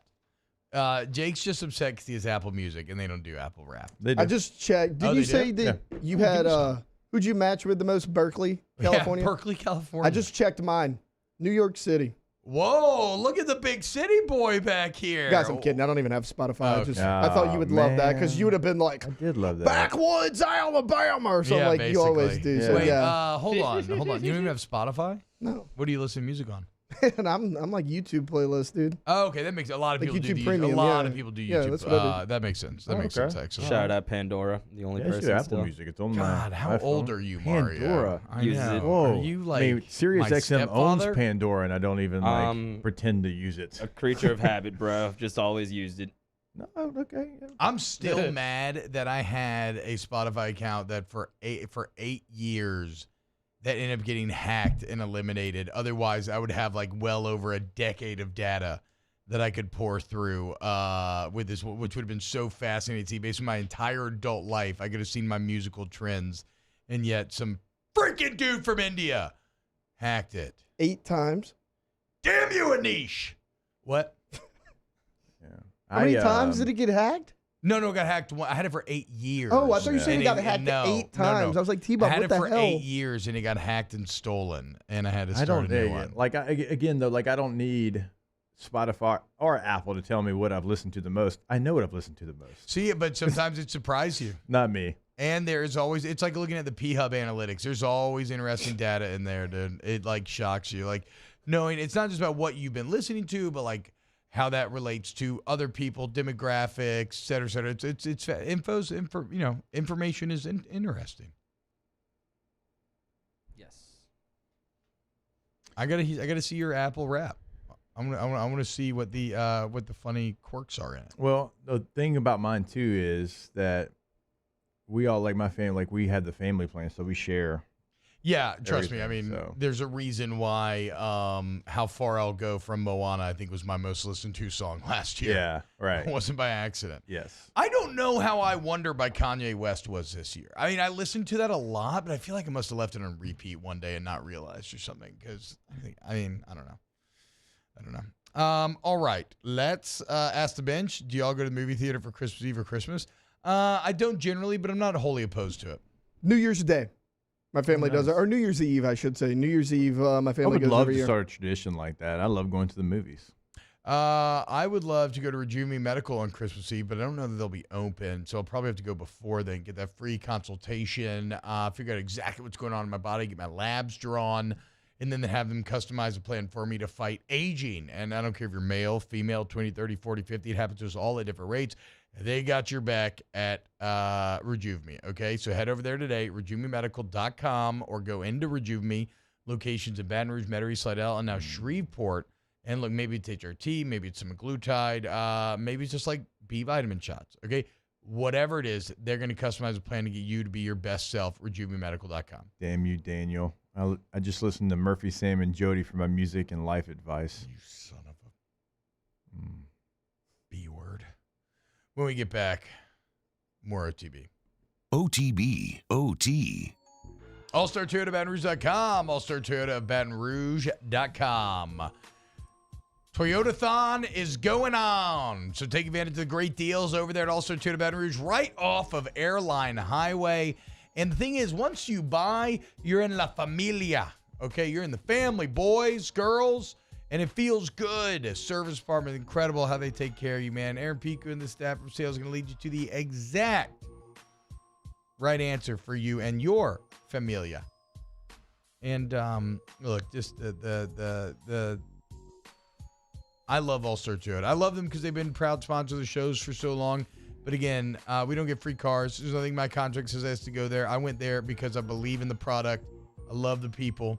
I love the process of ownership from them, the support that you get, the service, everything, man. And whether it's new to a certified used vehicle, you're leasing, giving someone that Christmas present of their dreams, the big red bow on the car outside, All-Star Toyota Baton Rouge. In times of need, get a full list of phone numbers, websites, and other important emergency information on the Demco Stormwatch page at 1045ESPN.com.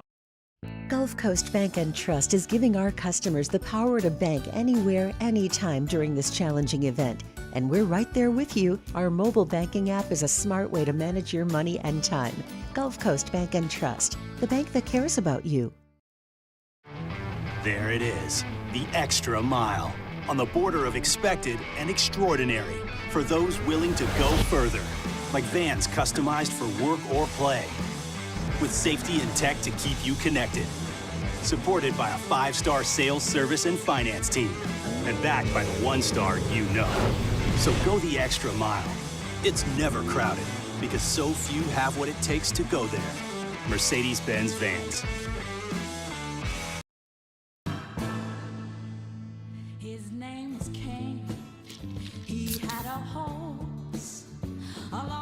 Countryside, I saw him ride. One day they found him.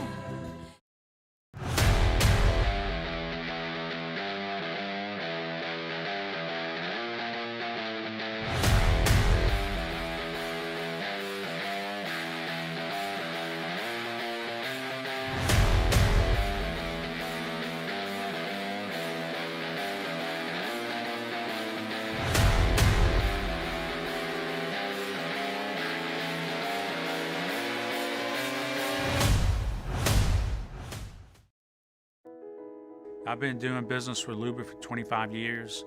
They're dependable, trustworthy. It's just the attention to detail with our clients. Our folks have years and years of experience. They're highly trained professionals. But many companies have that asset. What I'd like to think makes Luba a bit different is that we use those talents in a way that truly is dedicated to serving the needs of the folks who depend on us. Dylan Cruz here to tell you about Six Rings Baseball and Softball Camp. If you live on the North Shore and play ball, go to Six Rings Camps with former LSU assistant coach Dan Canaveri. His knowledge is second to none, and your child will improve and have fun doing it. Camps were held at Coquille Park and Six Rings Academy in Covington with 4 sessions over the summer. Full day and morning only sessions are available from ages 7 to 13. Go to sixringsbaseball.com or call 985-206-9096. Learn the game to love the game. Hey, boat owners, check it out. It is the holiday season, which means it's time to buy yourself a gift by taking your boat to the next level with our friends at Front to Back Boat Service. Now is the perfect time to upgrade your boat and get it ready for that warmer weather, whether that's trolling motors, HD sonar, anything and everything. The Sherman family's been at it for 30 years, and Devin's going to take you through 30. Jimmy, I'm Charles Hanegraaff for the Wednesday edition of Live at Lunch, live from Snow Seafood and Steak, Airline Highway at Highway 74 in Gonzales. 11 a.m. to 1 p.m. Wednesday, 104.5 ESPN, Baton Rouge.